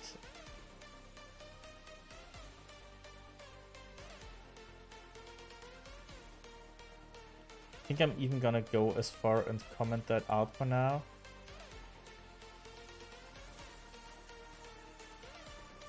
So we don't need to implement those in the first version.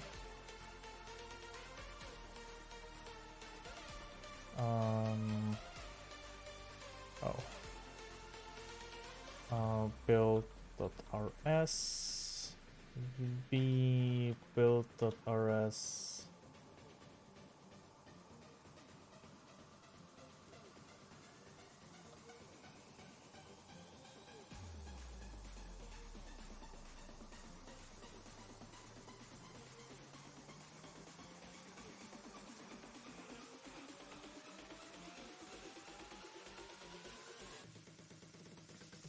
No cargo tomo.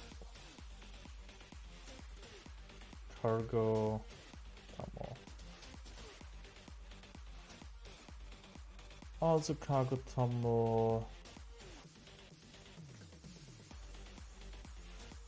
What's prost used for?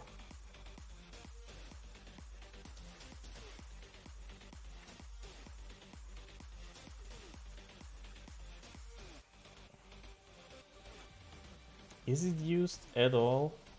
Is it, okay, that's cargo lock.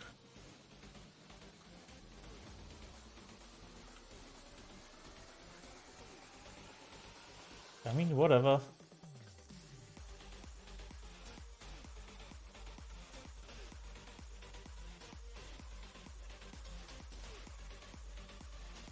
Oh.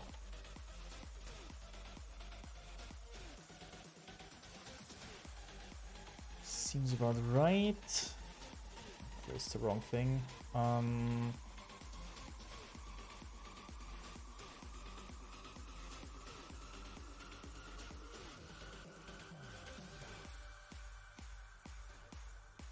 So let's see. Source server.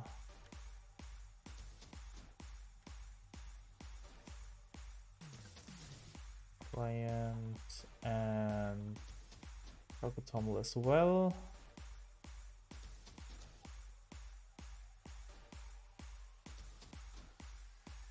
Start with bin. Name is data server.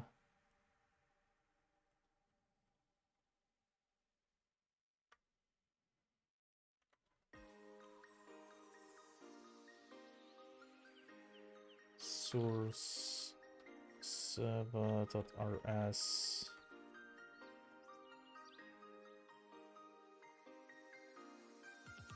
Seems right.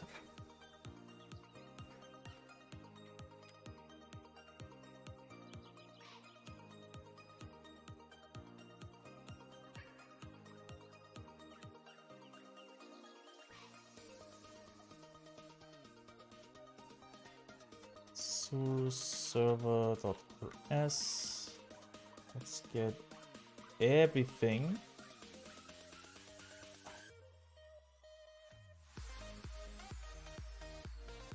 And put it in here.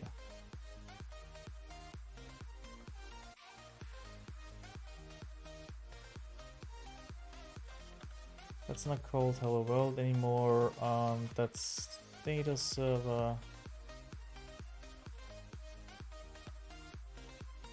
It's also data server.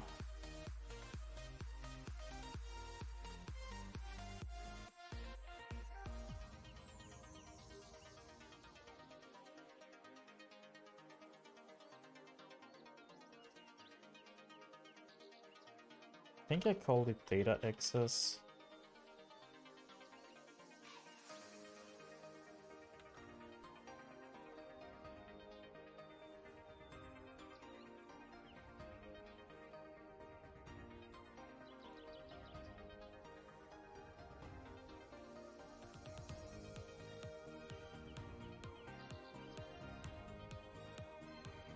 Did I call it database? I did call it database. Okay.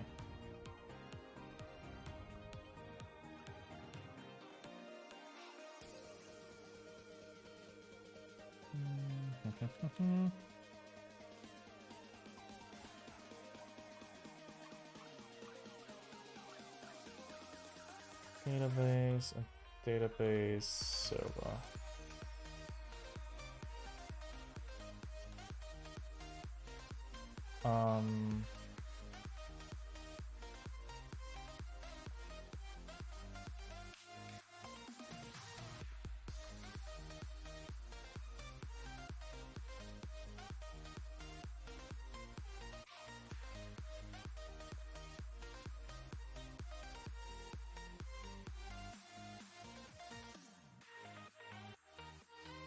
That's the compilation.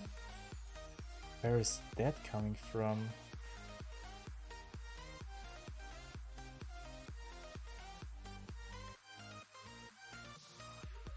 Okay, I think that should be database as well.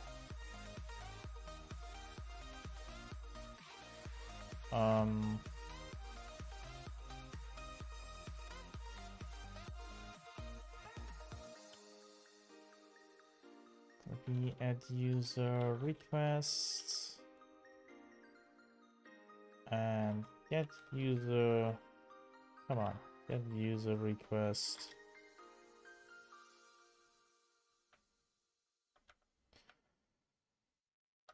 So the first function is add user, add user, add user request. Come on, add user reply. Wait, is it reply or is it response? It is response.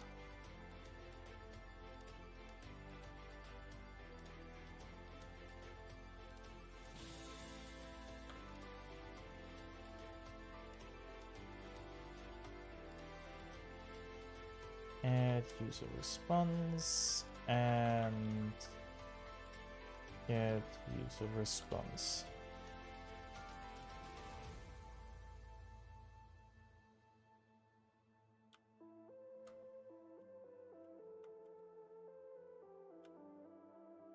Get a request.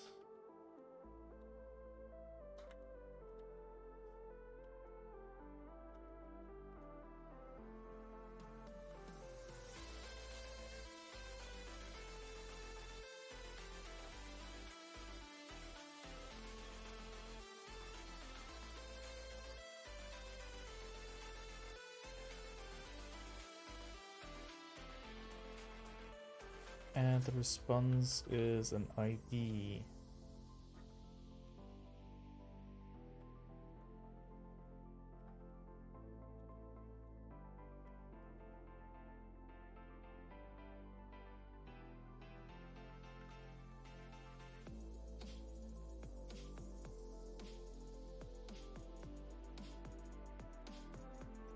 Second thing is gonna be get user.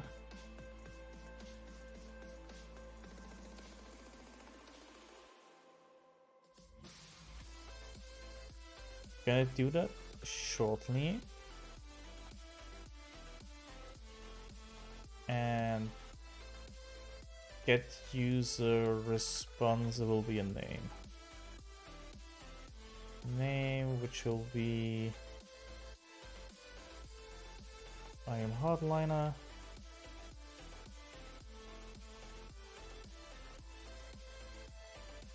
Typing game time, yes. Okay, that's my database.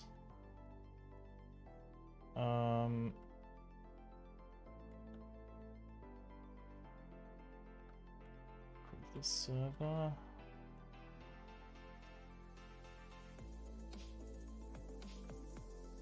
It's database server, okay.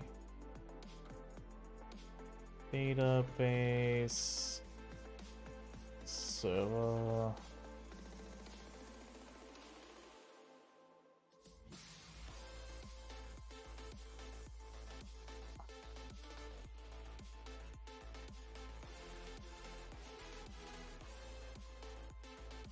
What? Okay, whatever.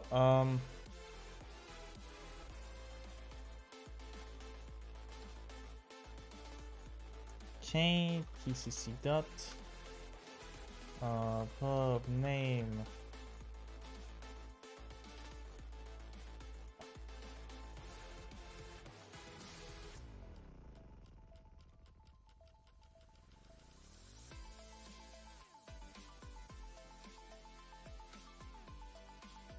I'm trying to not use the wrong keys for the special characters.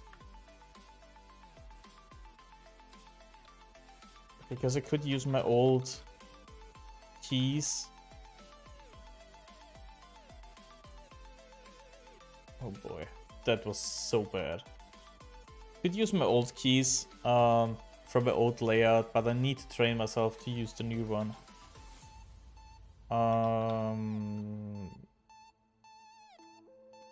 Wait. Cargo build dash dash bin server.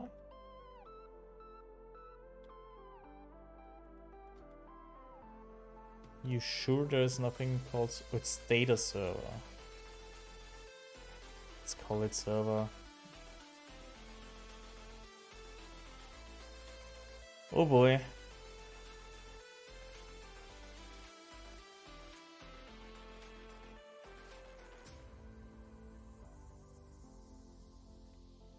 Wait. Is my hard disk full again? No.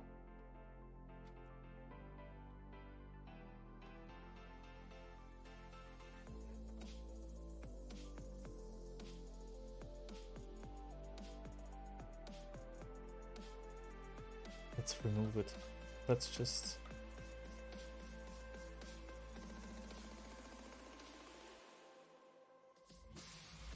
Let's just remove it. Oh boy. What is happening? Linking with CC failed.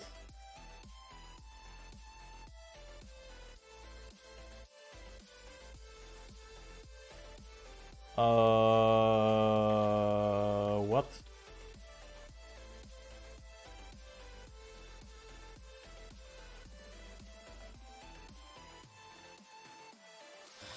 Anybody, any idea what is happening right now?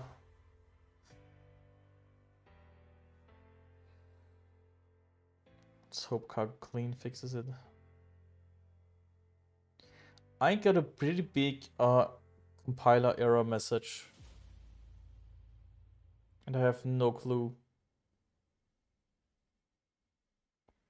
where it came from. Maybe Cargo Clean fixed it. Let's see. Rust error? It was a linking error.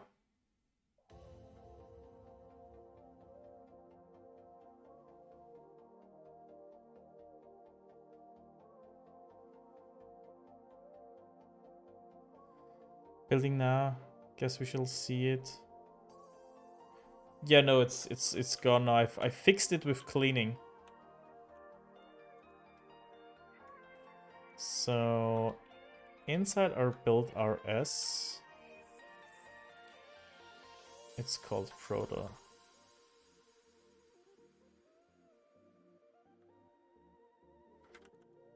Let's do that again. Now it should actually build. It doesn't. Why? Could not make protopath relative. That actually makes sense because it's not called Hello World. It's called Data Access Proto.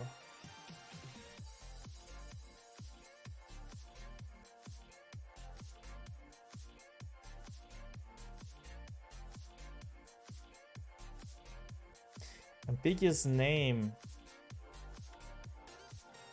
Why? Server.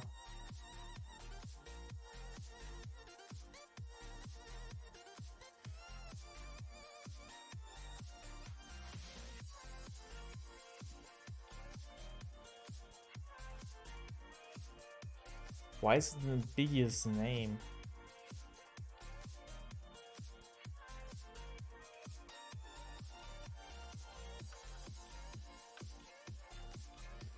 Any other name to input resolution? Hey, Redrainer. I'm confused.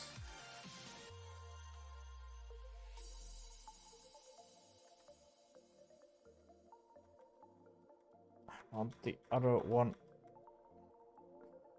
Okay, so that's not cool with tab 9, that it hijacks everything basically.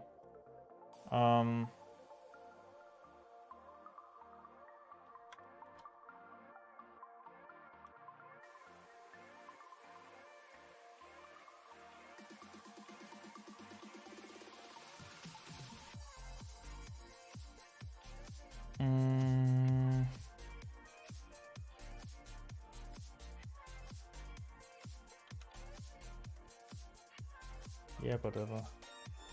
I can do that.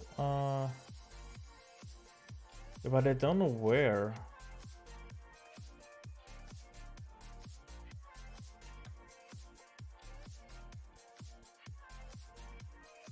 Create it.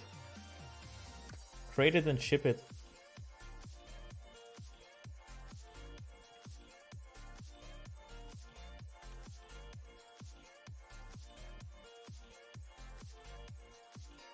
Okay, let's do a client as well.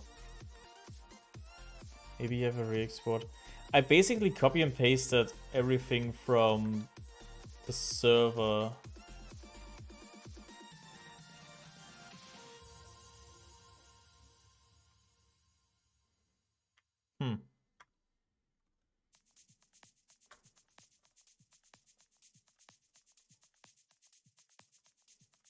Okay, let's see.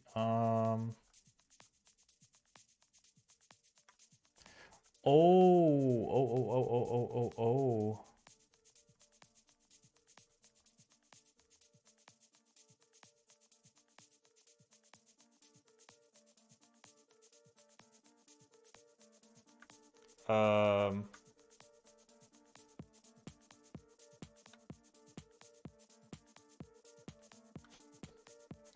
That's not supposed to happen, I think.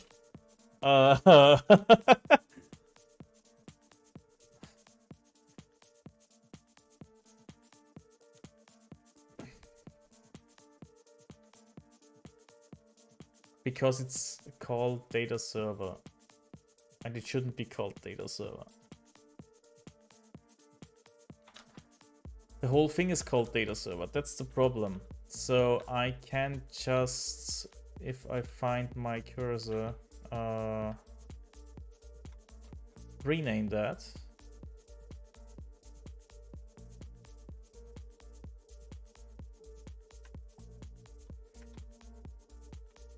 Call it database server instead. Now I can take all of that. It works.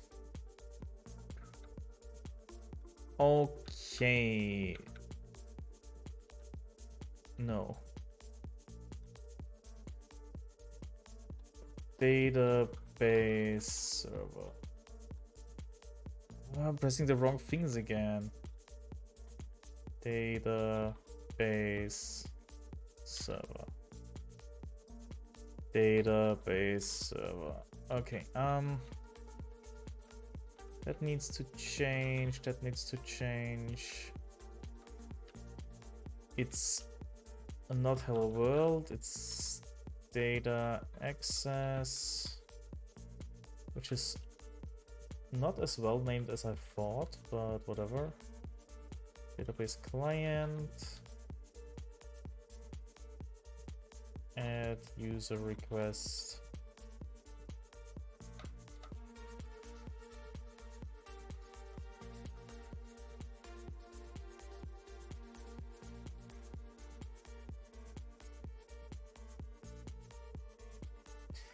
Database client.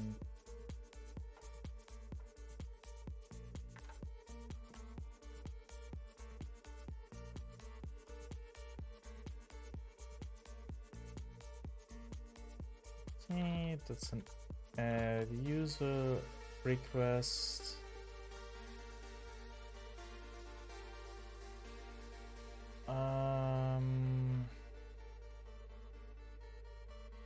Photo. Yeah, it's a name. Okay. Hardliner. And that's add user.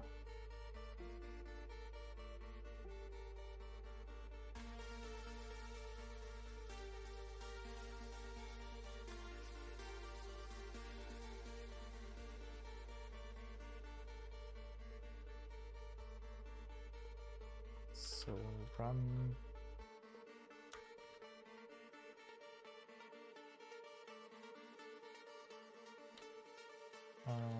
PolyBot.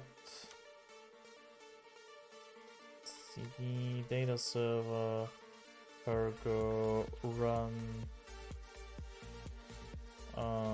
Client. No binary name client. TOML.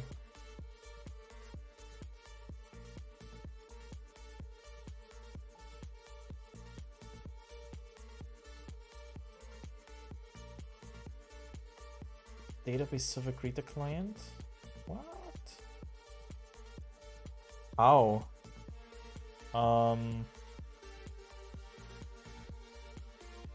Oh.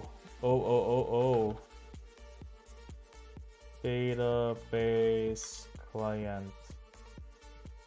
Are you happy now? Seems happy.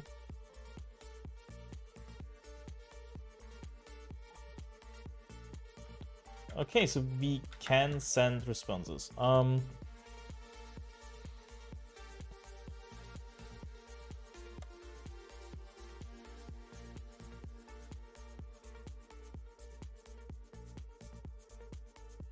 Review more guides. We need connection pooling probably.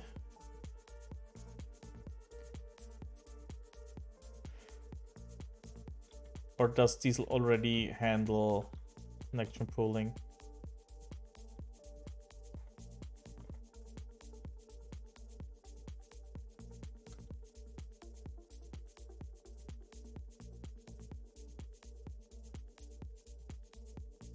Does anybody know if Diesel automatically pools connections?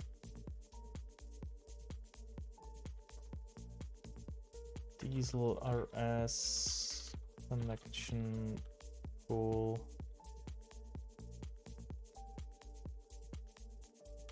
Oh. Generic connection pool.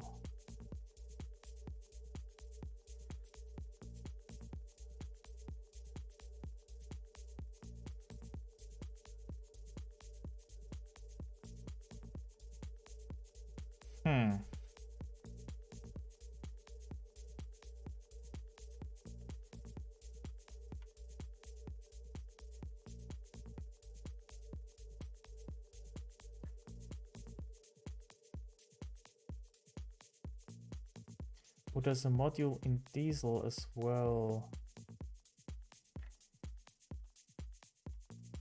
Okay.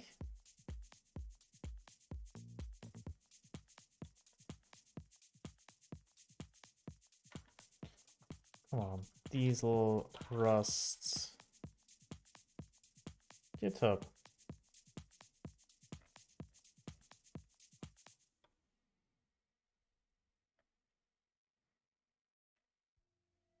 Probably need to enable that as a feature.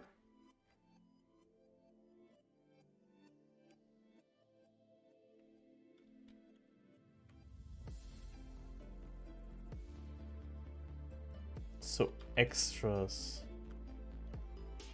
Okay, Tommel. Diesel features extras.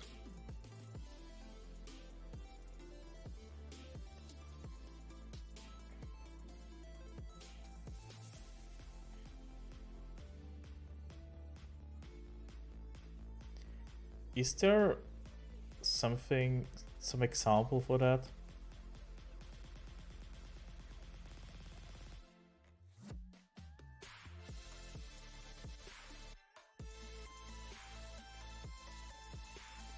Let's check the API docs.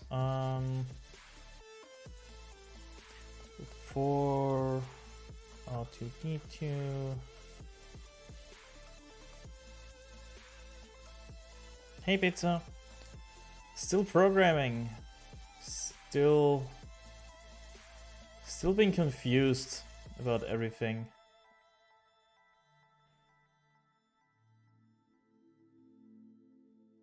For the connection pool, okay. How are you? Are you still streaming? Still streaming Valorant?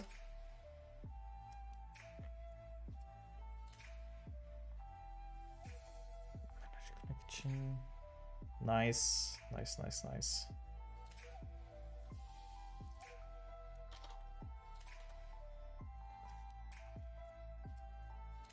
Okay, so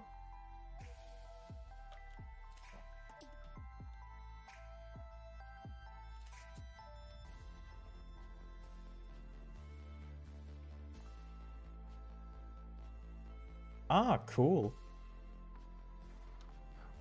How long do you still need to be in vocational school?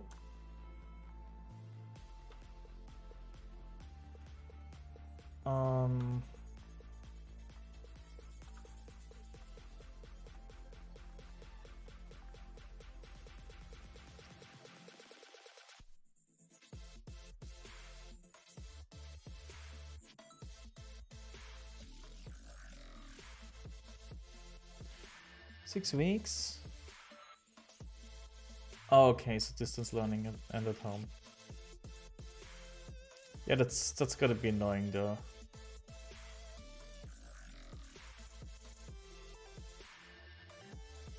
builder. Wait.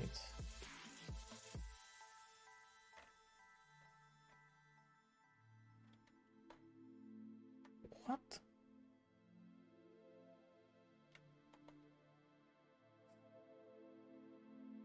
Thanks a lot.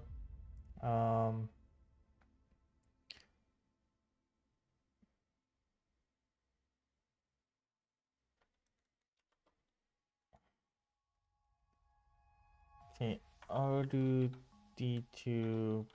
Postgres.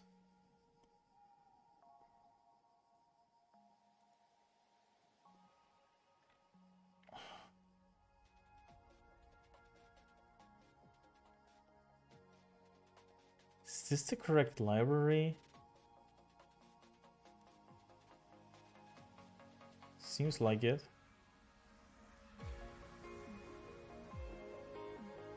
New.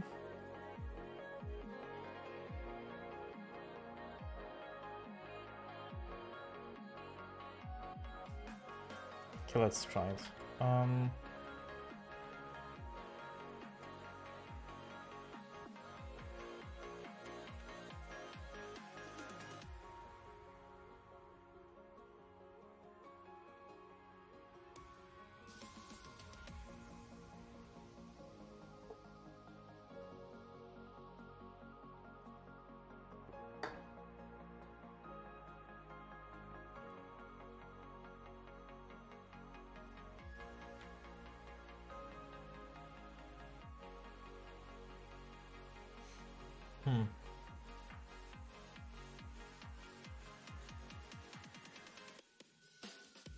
Oh, I should edit first. Cargo add.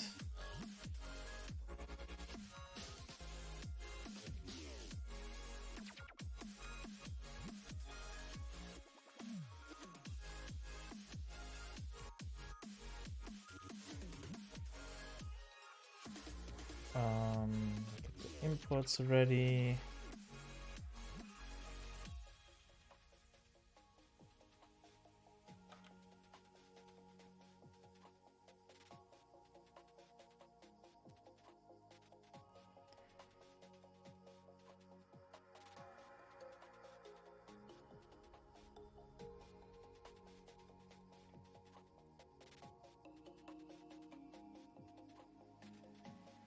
But why does it need to...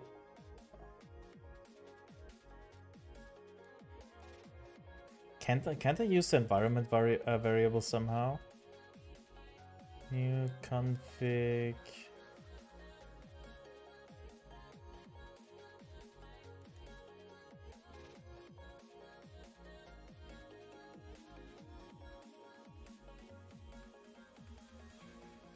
Oh, I can use the URL. So .env.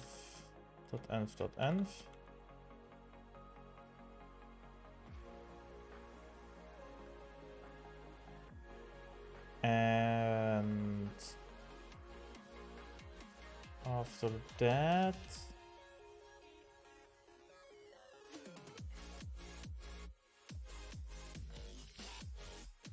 oh, here it is. Let's get the pool going.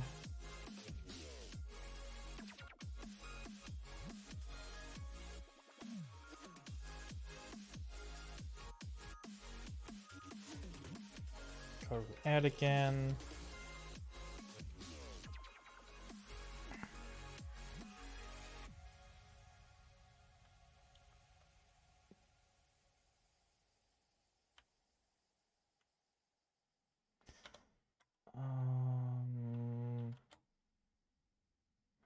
No. Let's see. Panic.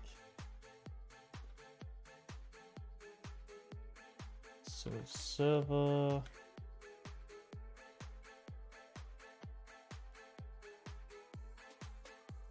Oh, I need to create the database. Got it. Let db is it? It's my database.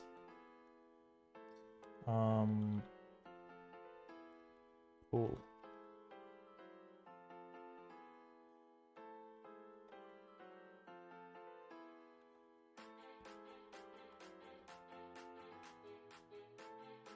Pool, do D2. Was it just pool? I think it was just pool.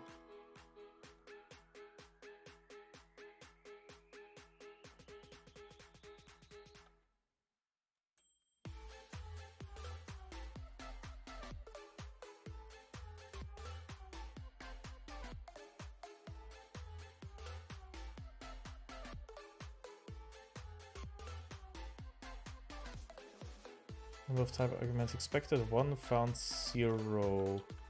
What?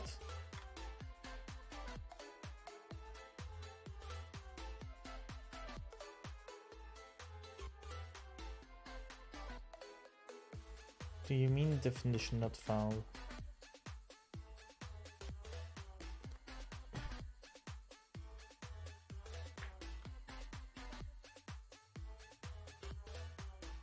It's confusing again.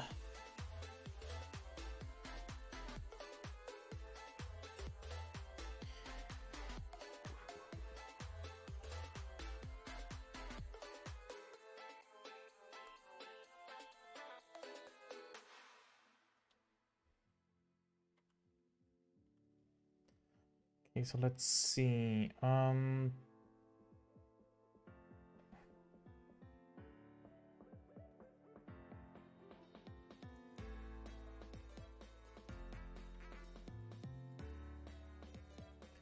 Oh, so that thing needs a type argument, but what does that need?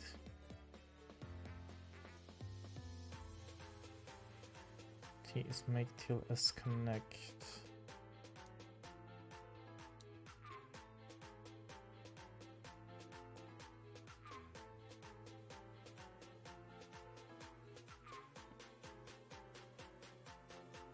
Can't I store the pool somehow?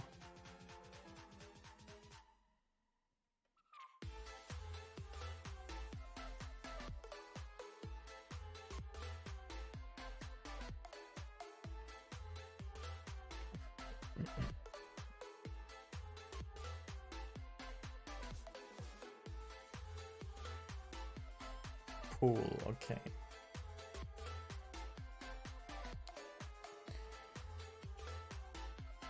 I can get a connection from that, but I don't need a connection, I need the whole pool.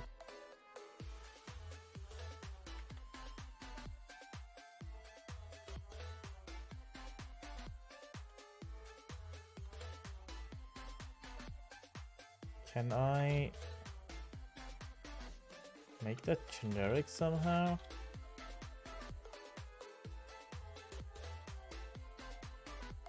Manage connection. Okay, I can do that. Where RT manage connection. 2D2.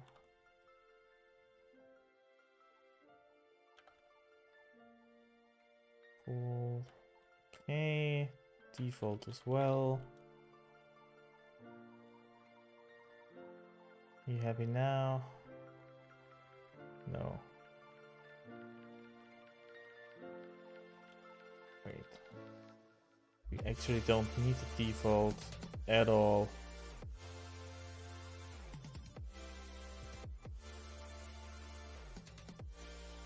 Okay.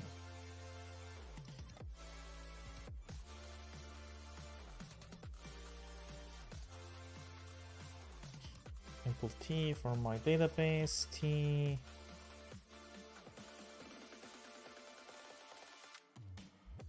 Where?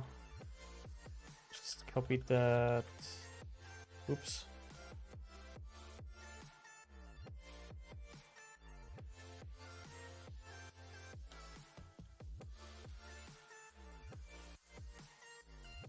Wait, no errors? That's it? Doesn't seem like it should be it. Oh, That's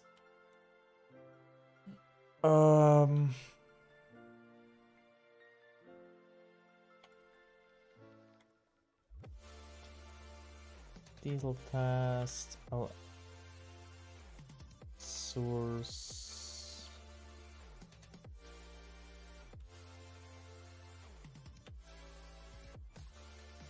That's the thing I was searching.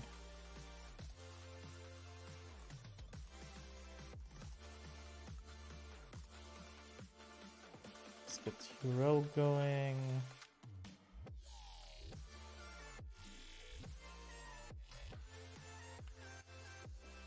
Where's the address needed? Oh, down here. Okay. Database URL. And that's standard. Okay.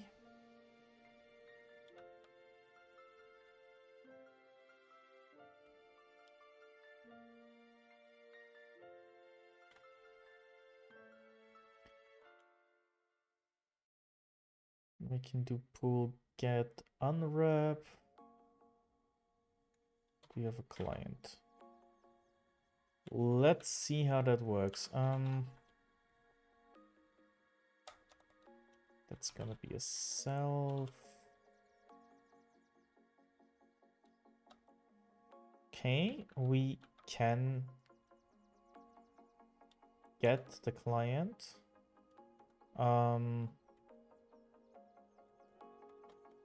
Let's see, data server.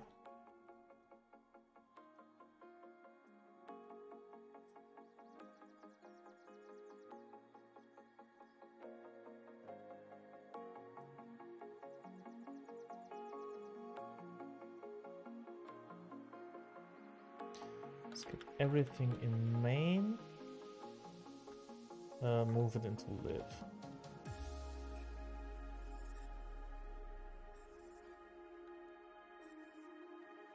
That's data server.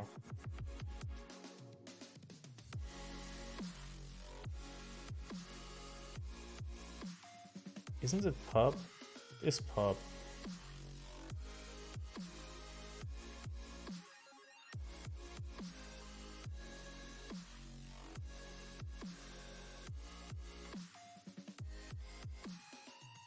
Okay, I'm confused.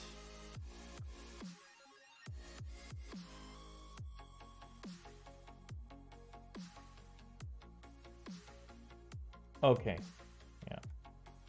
So data server.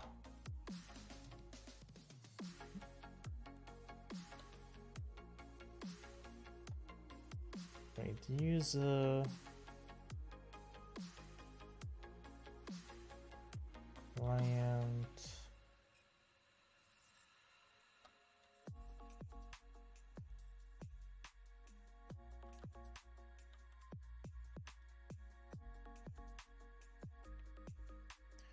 How do I get a normal connection from a pooled connection?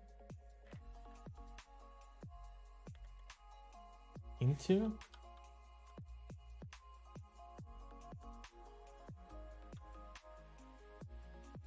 No.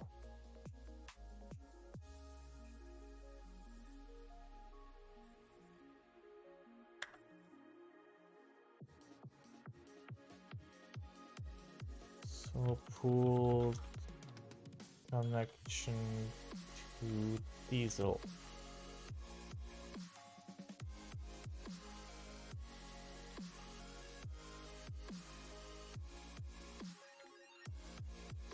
Oh, wait.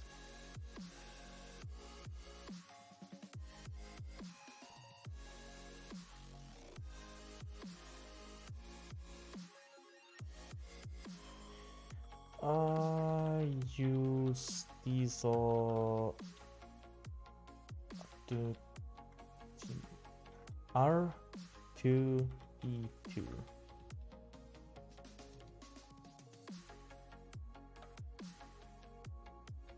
No, it should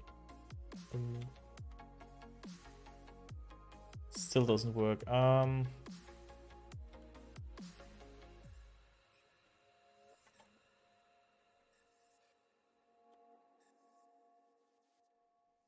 Old connection. Debug, drop, deref, deref. Okay.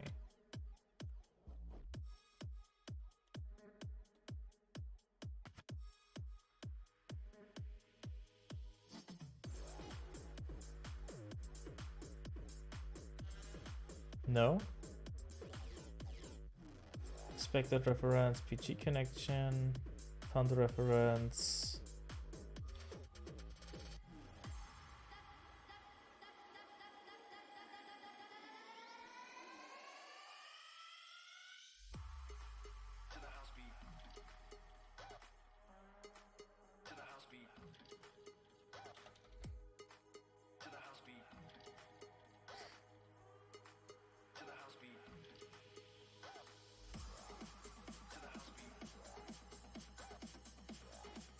I'm confused.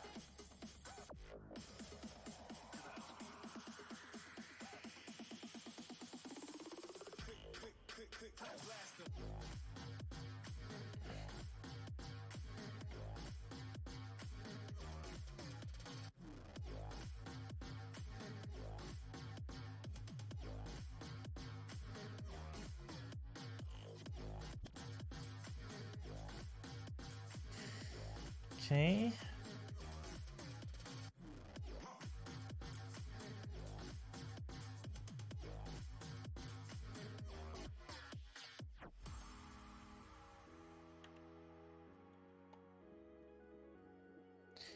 Maybe I just need to pass the pooled connection.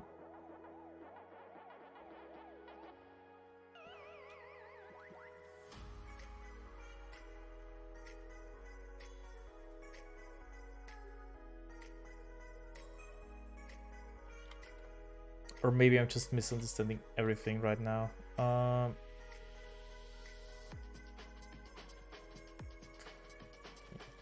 Diesel R2D2 example.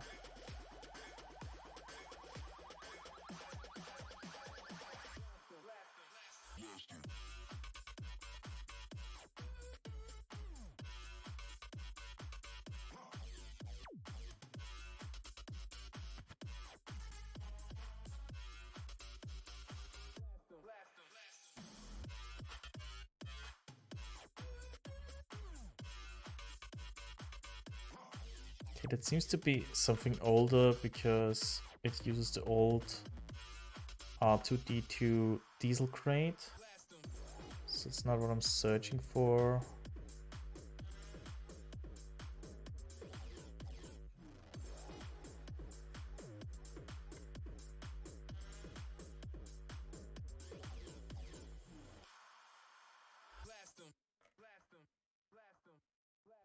Oh, 2018.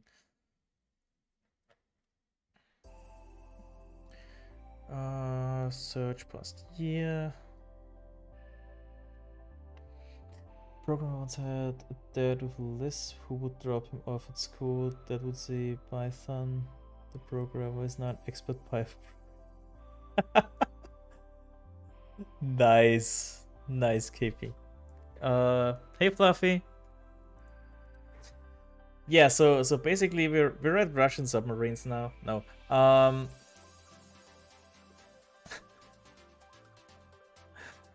I just want pooled connections and the thing doesn't want to work the same way I want it to work.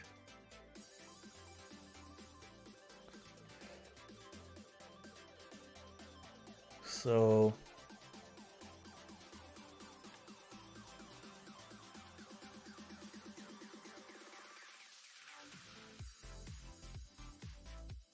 didn't the Greek guys sell the Russians a non-functional submarine? Really? I didn't know that.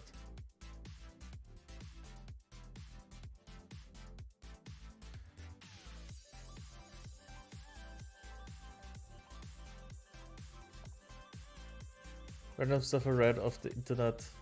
Yeah, if it's on the internet, it must be true, right? At least that's what the internet told me.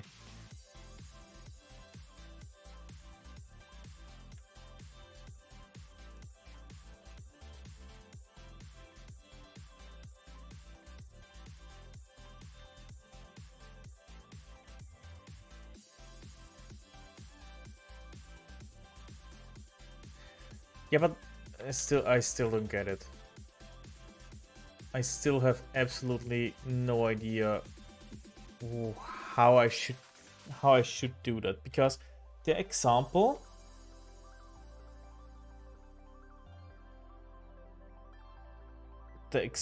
uses execute directly.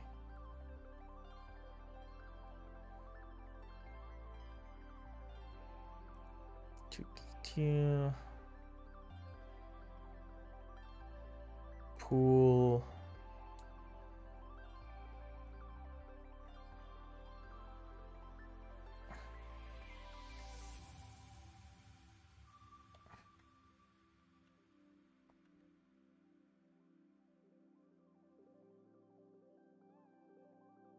Wait, do I need this even?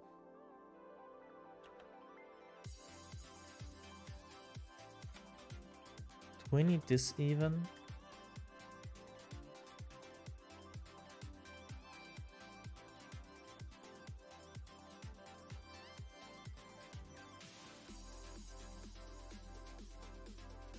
Oh, I probably do need this.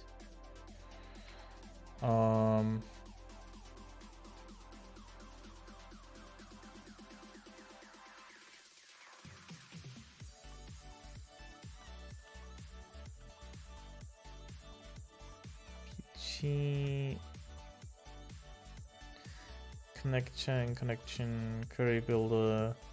We do not have a connection manager, right?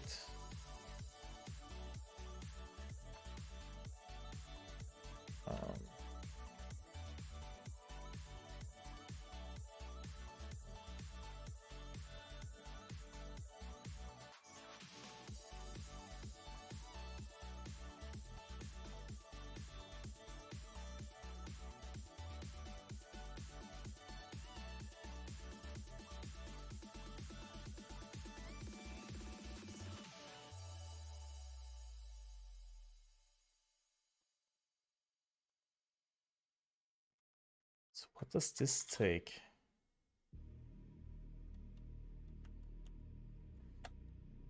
Can I just pass this? No TLS. Does that work? It does work. At least it seems to.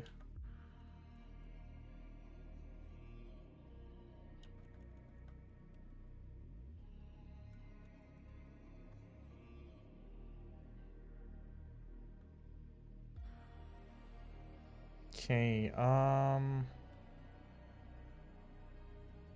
okay, at least we got a type now. Can we dereference this to real connection? Found client.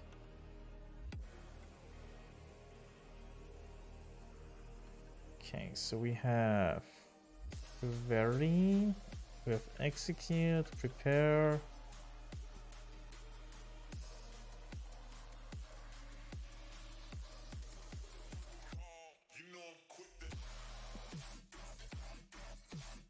But that's not what I need.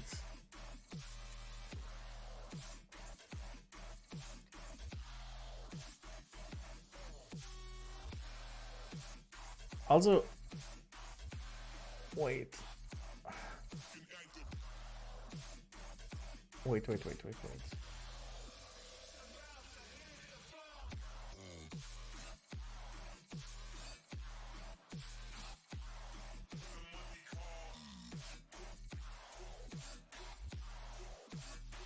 What's the T for? So I need to use this thing. Okay.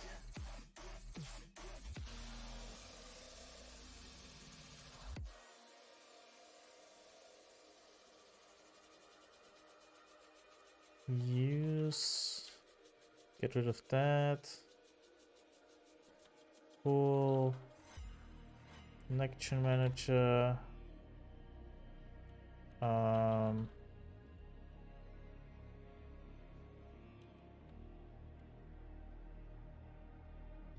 It returns a new connection manager which establishes connections to the given database URL.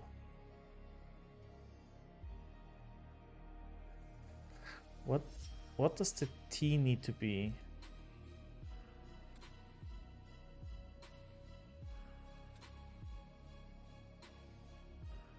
Nobody knows. Okay. Then let's say that needs to be a PG connection. Because why not? And the PG connection we get from here.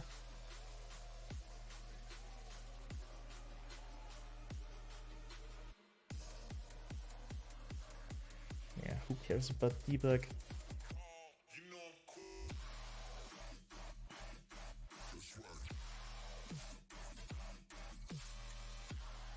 So, connection manager new. Let's get rid of that.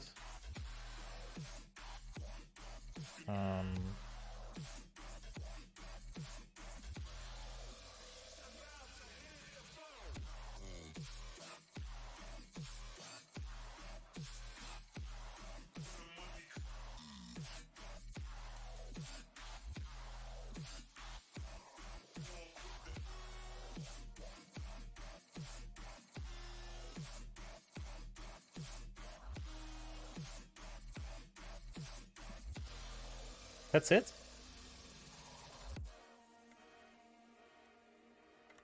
Okay, let's see if it compiles and PolyBot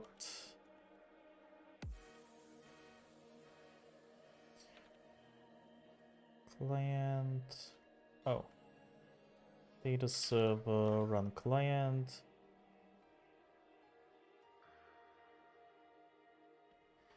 At user request, I am hardliner. That worked fine. Do it again and it crashes.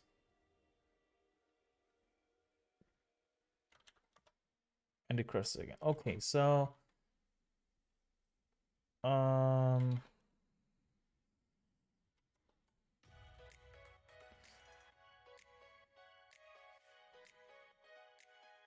PSQL admin.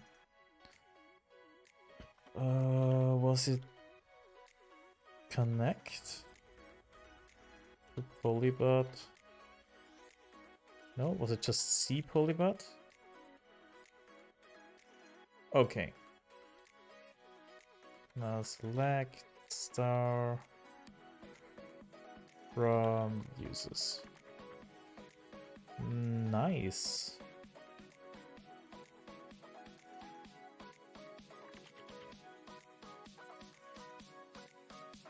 Okay, so source client.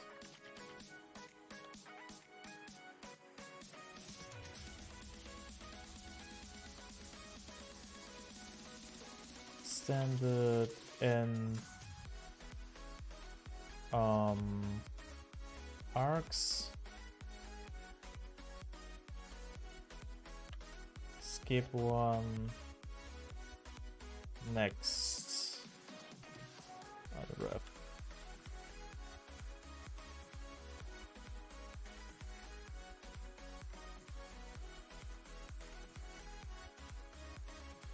See, let's add Fluffy.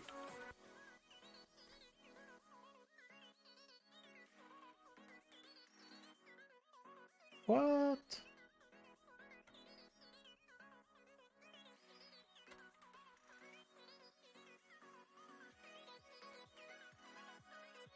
Oh no, not Source main.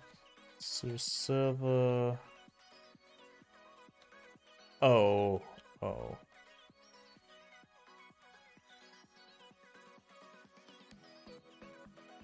It's ampersand request name.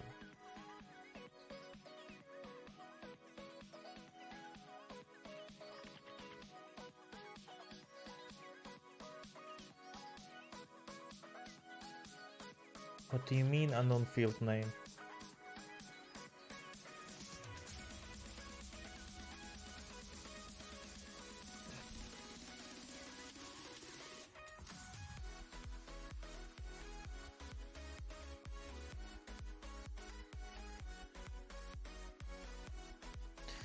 Oh.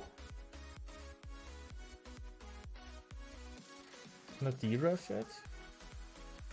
No.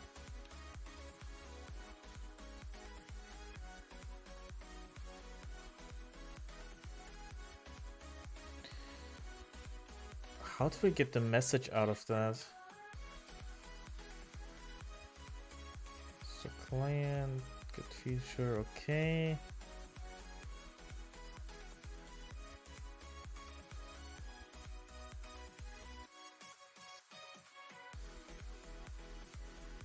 What?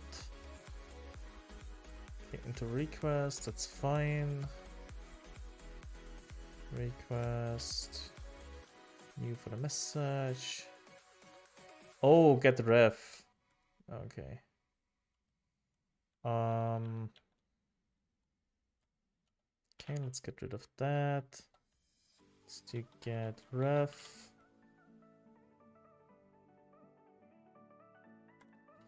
Okay, let's run it again. And add Fluffy to our database.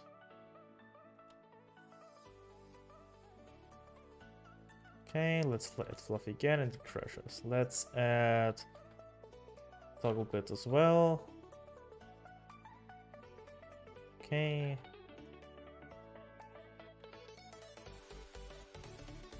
See. PolyBot. Cool. Wait. 157?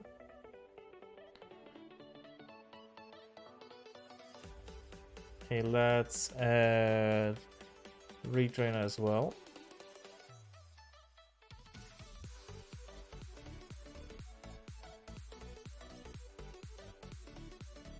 PolyBot 8. Oh, so every time every time I try to add one and it fails, it increments the ID even though it couldn't add it? Isn't that a bit wasteful? Wouldn't it be better to not waste a whole ID if it fails to add it?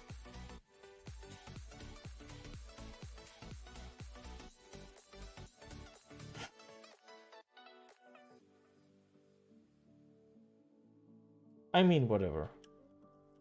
At least that works for now. So let's add everything.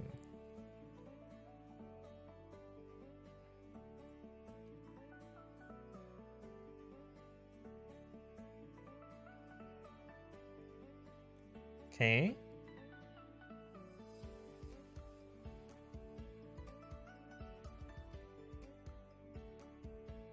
Why does git add take so long?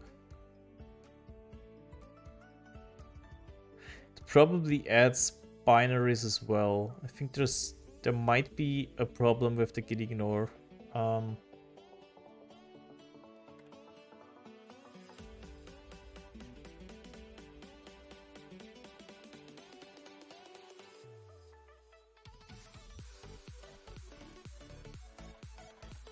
Let's check again. Yeah, okay. No.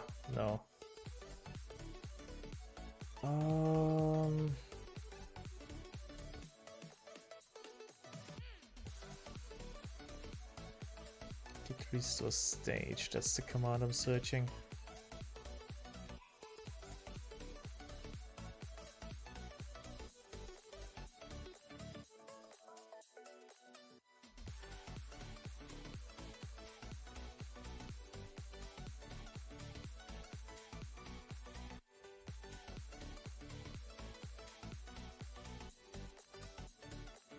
Ignore, into data server, basically.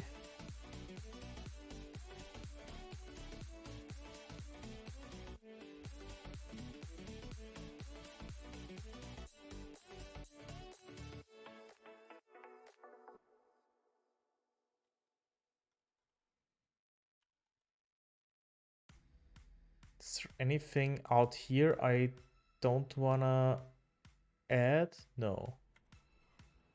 Okay.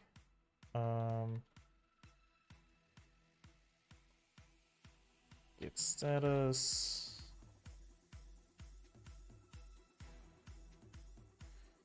Also copy data server git ignore into backend. Wait. Wait. Hey, Spacefox. I wanted to raid you. Why aren't you streaming anymore?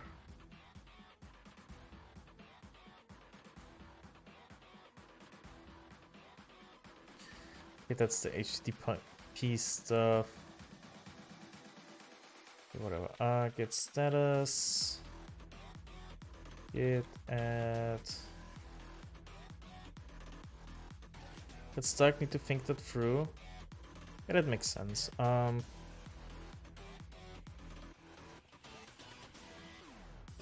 I already added that. What did you get stuck on?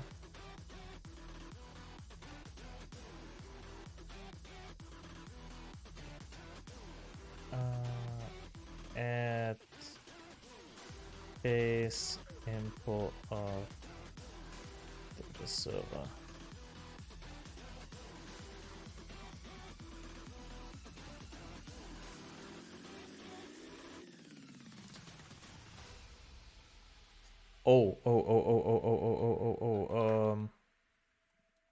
Don't.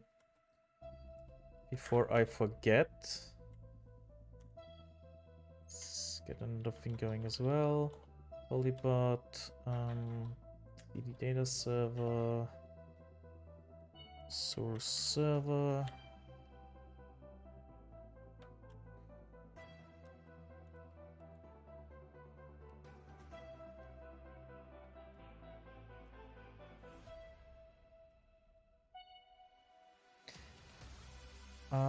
But I am making cinnamon apple. Oh, you're making food. Huh? I'm confused.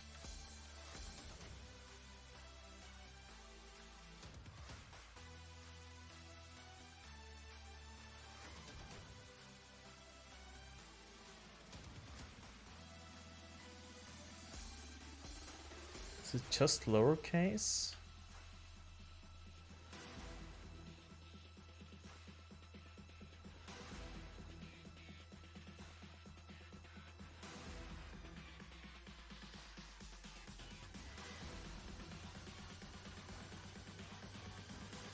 No.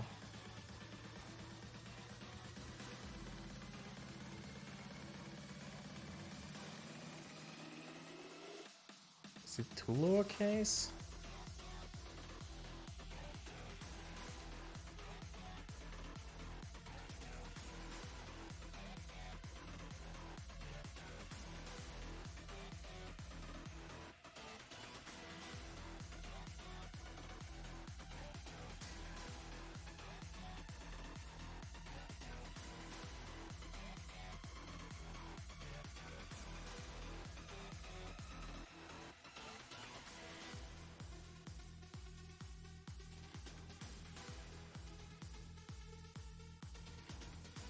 So it is too lowercase.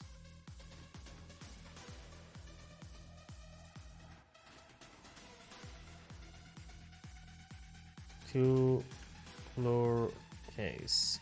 Look, Kirsty, yeah, you're right.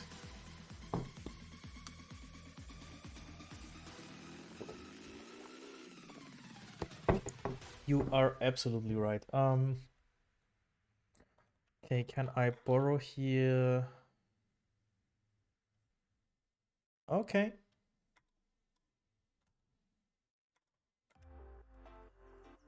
Let's try that as well. Run server. Run client. We'll add Arctic Space Fox. See, that's what we did today. So on the left I have my server running. On the right, my client will send a message through gRPC to the server. Will tell it to add Arctic Space Fox, which it did. And now you should be inside the database. PolyBot. Yup, there is an Arctic Space Fox, and it's all lowercase. You're not being tracked. That's true. Google Junior. Do you mean Junior? Say goodbye. Git adds git commit force lowercase name. Git push or git poo poo, which is pull and push in one. Okay, that's gonna be it for today. Well, that's... Nope. Is there no one's streaming Rust? Not a single Rust streamer? SpaceFox, you need to start streaming again. Oh wait. I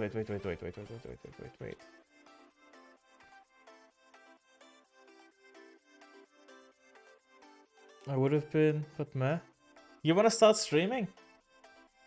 If you start within 5 minutes, I'm gonna wait and rate you. If you like.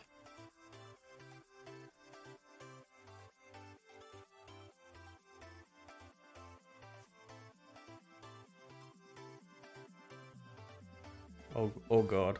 What is this picture?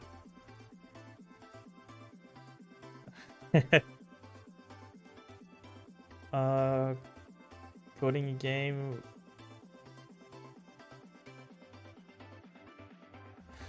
Okay, I think we're gonna do the emulator again.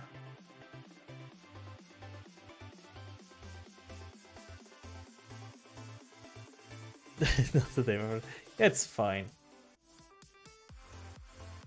I hope you like emulator development, because that's what we're watching in a second.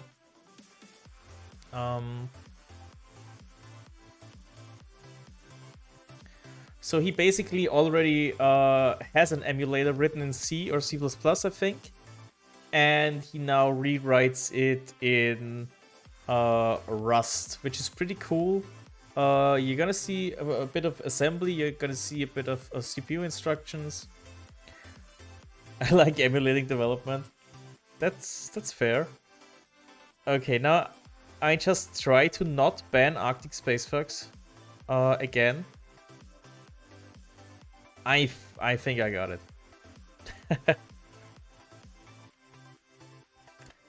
Okay, so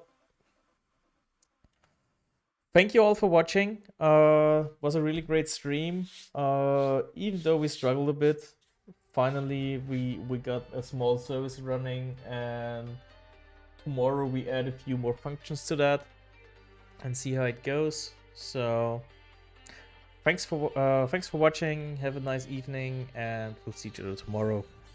Bye.